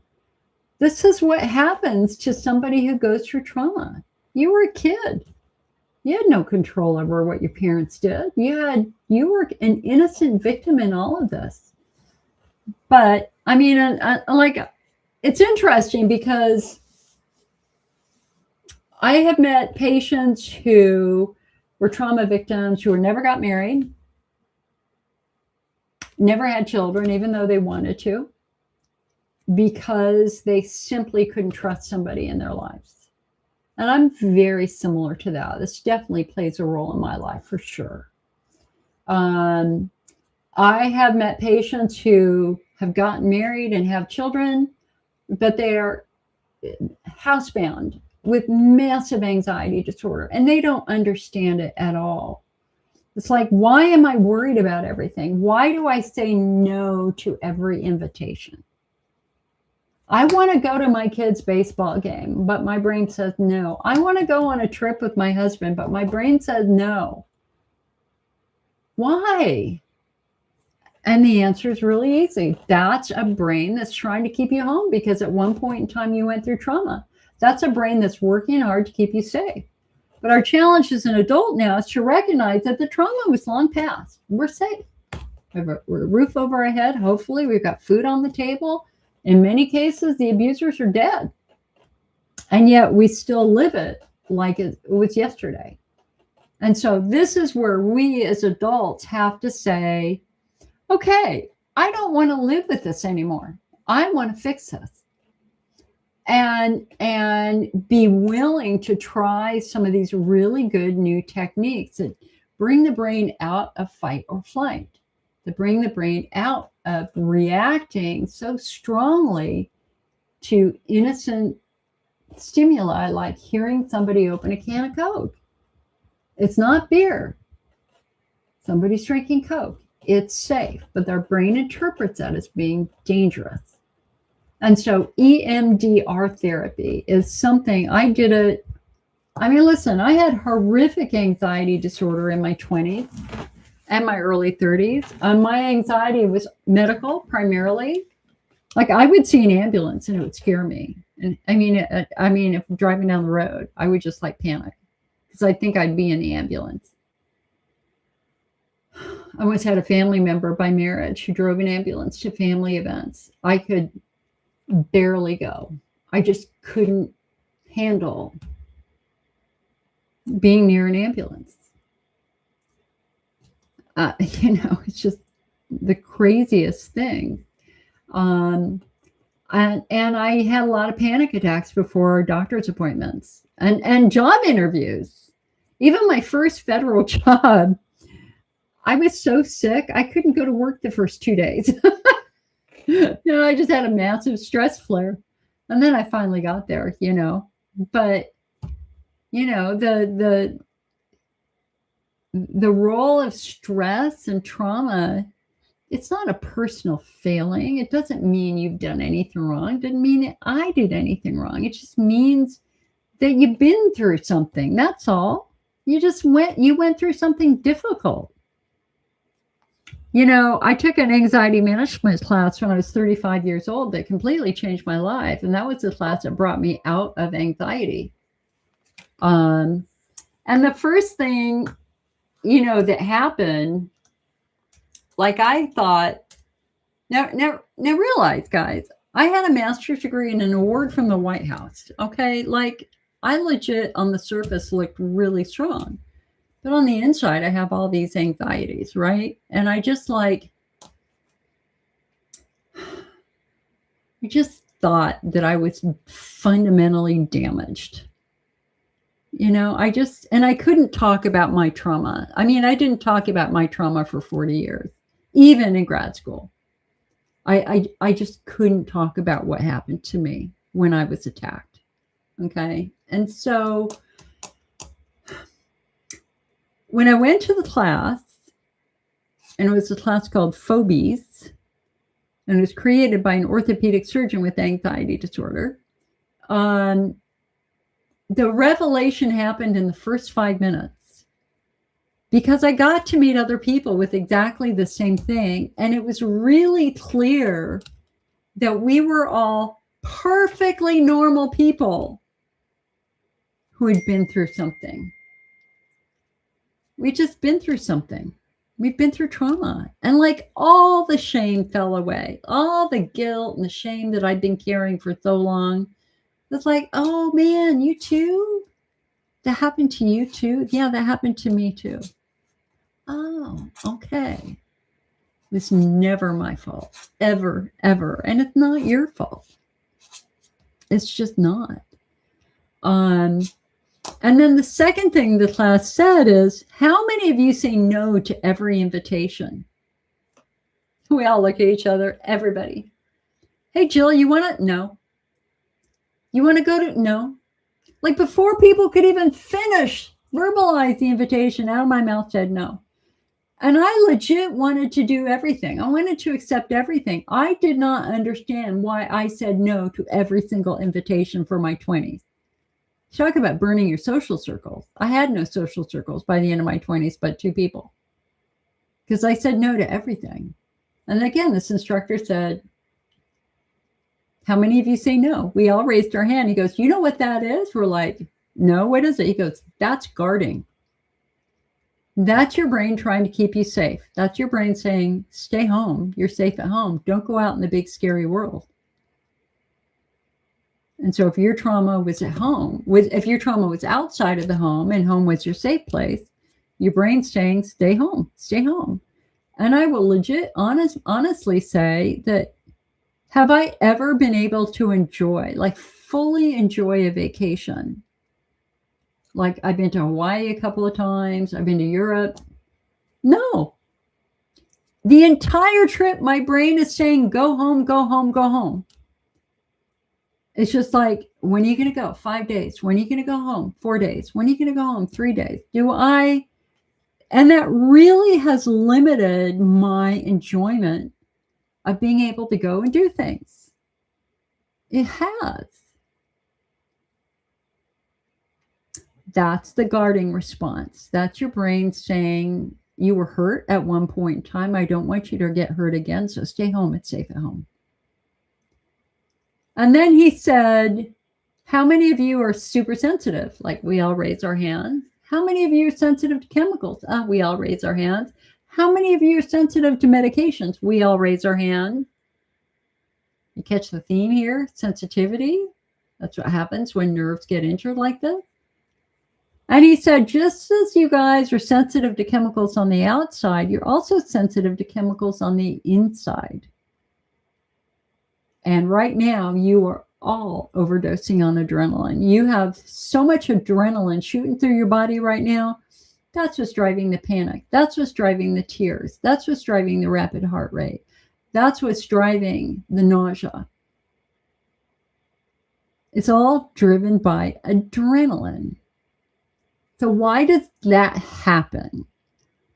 Because when you're anxious and your brain's trying to protect you, it catastrophizes. It says, oh, don't take that drive. You'll be in a car accident. Don't go to that movie. You'll get COVID and die. The catastrophic thoughts are a brainstem working really, really hard to keep you home. And it's deliberately scaring you to keep you home. It's this weird, it's kind of a weird feedback loop. So what happens when you have this is that eventually it's like every thought you have is a negative, scary thought. Like you have hundreds a day, negative, scary thoughts. And every time you have a negative, scary thought, you give yourself a jolt of adrenaline. So that means you've got hundreds of shots of adrenaline shooting through your body. And that's what's driving all the anxiety. And that's what's sensitizing all the nerves in your nervous system. So the secret to controlling anxiety is to control the adrenaline. And we're like, we're eating this up. I'm eating this up going, okay, how do we do that? He goes, it's really easy. Oxygen. Oxygen turns off adrenaline. It renders it chemically neutral. Okay, so what do we do? He said,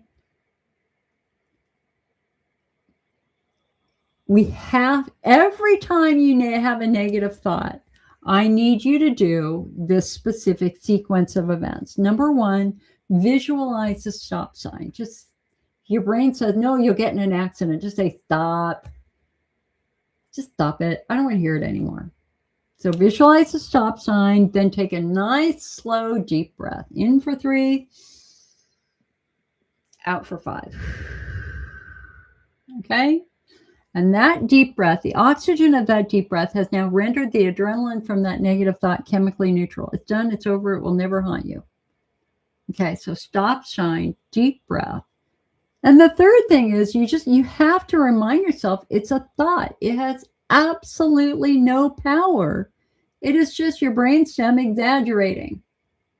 So what I say to myself is, oh my God, Jill, you're not God. You can't predict the future. For all you know, tomorrow's going to be the best day of your life. That's just your brain guarding. It's not real. Let it go. Stop sign, deep breath, minimize thought. So he said, okay, we have one goal for the first week. Let's just bring the adrenaline levels down. I'm like, cool, let's do it. I had my first negative thought walking out of the room. Oh my God, this is stupid. It'll never work. But I did it. Stop sign, deep breath, minimize thought. And that first day, I had gotten so used to the negative, scary thoughts that I had kind of tuned them out. I mean, they were always happening, but I was just like in the background. So when I really had to pay attention to it, I was stunned that literally every other thought was a negative, scary thought, or it was a negative thought about me personally. Like, oh my God, Jill, what is wrong with you? You're such an embarrassment. Who will love you? Oh my God, I was cruel to myself. But I did it. Stop sign, deep breath, minimize the thought. So that first day, I did that at least 100 times. The next day, I did it about 50 times. The third day, I did it about 20 times because you can see we're bringing down the adrenaline. 5 days later, once. I only had to do it once. And I felt so good. And I realized at that point that I had been in fight or flight since I was attacked in 4th grade. I took that class when I was 35. Man, my little brain was working real hard to protect me from trauma because I went through some big time trauma when I was a kid. I grew up in a neighborhood with a kid who became a rapist or murderer, and he attacked me in 4th grade. I didn't leave my house without fear for a decade. Okay, that's what got my anxiety going. And I think the hardest part of childhood trauma is that you're in it alone. Because a lot of people just don't even know it's happening, or they don't know how it's affecting you, or they don't see how it's affecting you. You know, I begged to go to another school, and my parents wouldn't do it.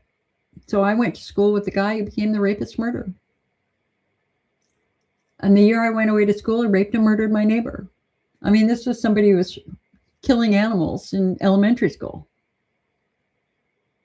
And I was a favorite target. And I can guarantee you that it would have been me if he had found me first. I know that for a fact. So my brain has been hypervigilant for many, many years. But I can't turn off the sensitivity. That's hardwired now. It's absolutely hardwired in my system. But I don't panic anymore. And I have not had a panic attack since I was 35. And I have only come close once.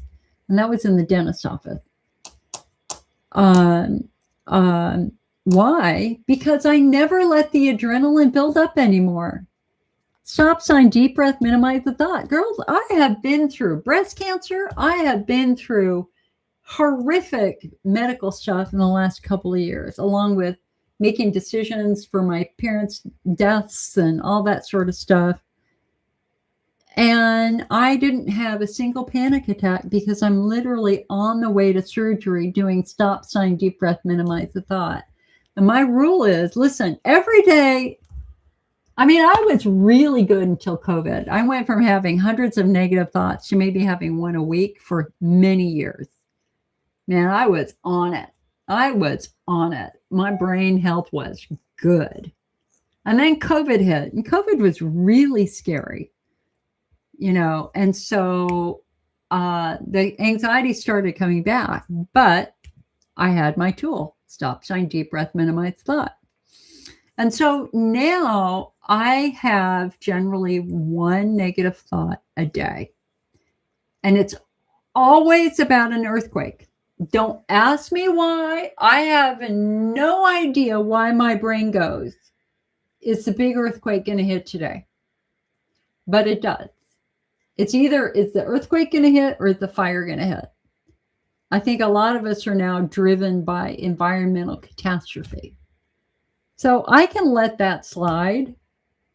I let that slide. But if I have two negative thoughts in a row, I do it. Stop sign, deep breath, minimize the thought. And it's really rare that I have three, but if I do it twice. Because I know that it's the adrenaline that's driving the negative thoughts that amps it all up. So my goal is to never let it amp up again. And it works. It works well. Okay, so for you guys on Facebook, again, I'm having a big problem on Facebook. Facebook has put an AI window on top of my chat window. And so I can't see what you're writing until 3 or 4 messages go after you. So feel free to put your question in 3 or 4 times to just get it to feed up to where I can see it, which is ridiculous. Robbie said, I took Gemtesa. The doc offered, made it so I could hold extra urine. Hunner's lesions did not like that. Had 2 episodes in one night of what you thought might be proctalgia fugax, which is a giant pelvic floor spasm. You stopped the Gemtesa. Okay, so far. Oh, Robbie, I'm so glad.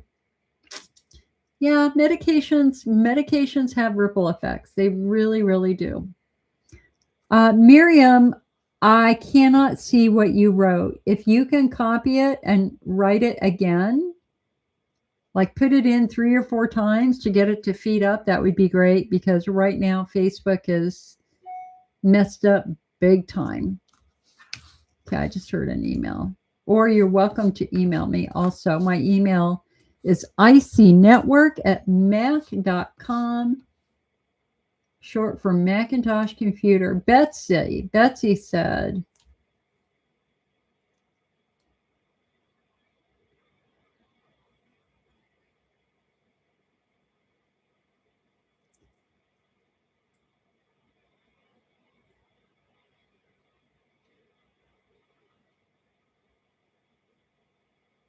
okay. So you had Hunner's lesions this year, and now biopsies are showing carcinoma or lymphoma. Yikes, girl. Oh, I'm so sorry you're going through this, because one cancer patient to another, I understand where your brain must be right now. Fulgurations helped tremendously for a week, but came right back. Having a second biopsy on September 15 at the Cleveland Clinic. And then you're going to have a PET scan and lots of blood tests to check for a cancer that your dad had. You continue to follow the IC diet, but I'm not sure if I should continue all the supplements or not. You take Bladder Builder, Allopath, Lactoferrin, PEA, and the Bladder Smart. You said the Lactoferrin and the PEA are good. Are the rest? I'm not sure if Hunner's is bleeding from cancer, but I assume an open wound is an open wound. Well,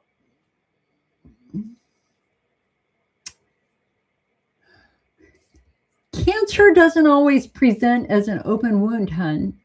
It can present actually as just kind of a growth of tissues. I have a picture. So here, hold on.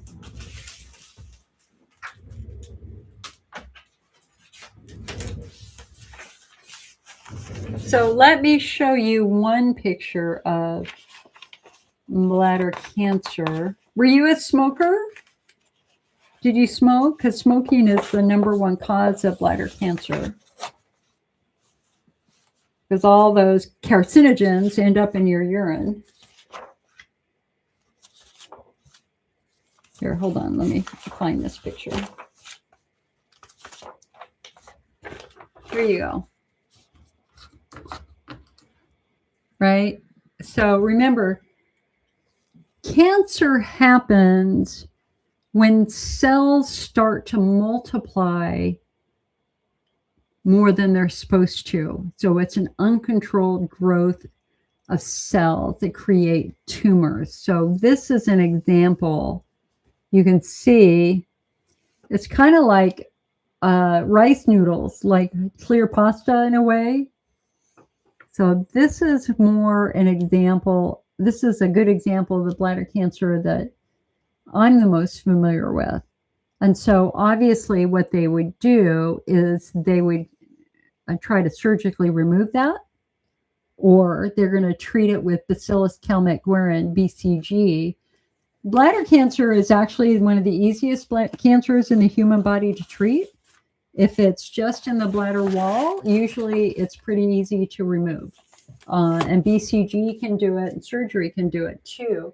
But if the cancer has gone deeper into the bladder wall, it gets a little bit more tricky. And of course, if it's passed through the bladder wall and is now in your pelvic cavity, then we're dealing with, you know, a cancer that has grown, a more of a, what word am I looking for? Well, it's just a cancer that it's spread. All right, so Bladder Builder helps you protect your bladder wall with the chondroitin. Allopath can be soothing to the bladder wall. Lactoferrin builds your immune system, and PEA can calm nerves. So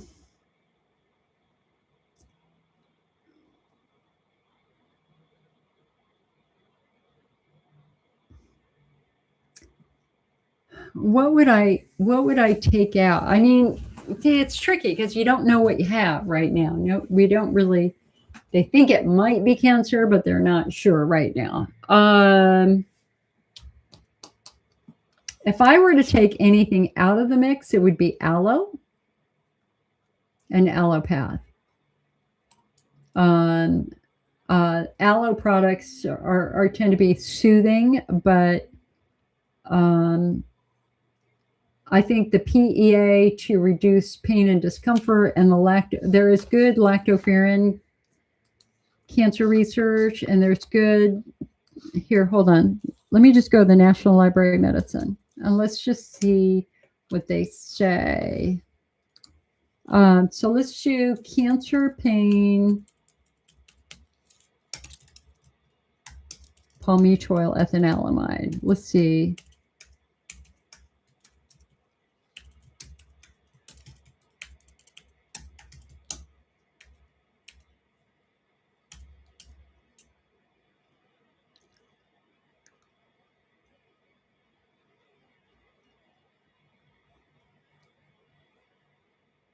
Treatment of established chemotherapy-induced neuropathy with palmitoyl ethanolamide, a randomized double-blind phase 2 pilot study. Novel drug treatments for pain and advanced cancer and serious illness, a focus on neuropathic pain and chemotherapy. That looks like a good one. That was from 2 years ago.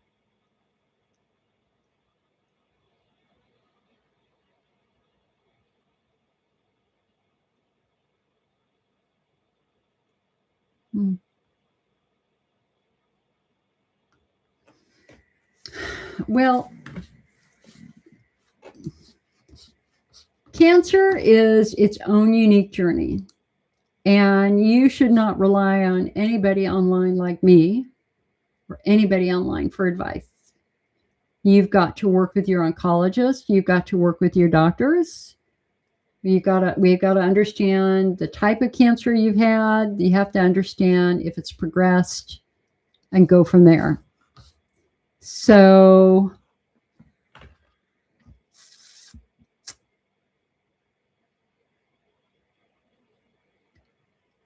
I'm sorry. You know what? I'm going to shut down. I'm shutting down YouTube. Okay. So YouTube is over. Okay.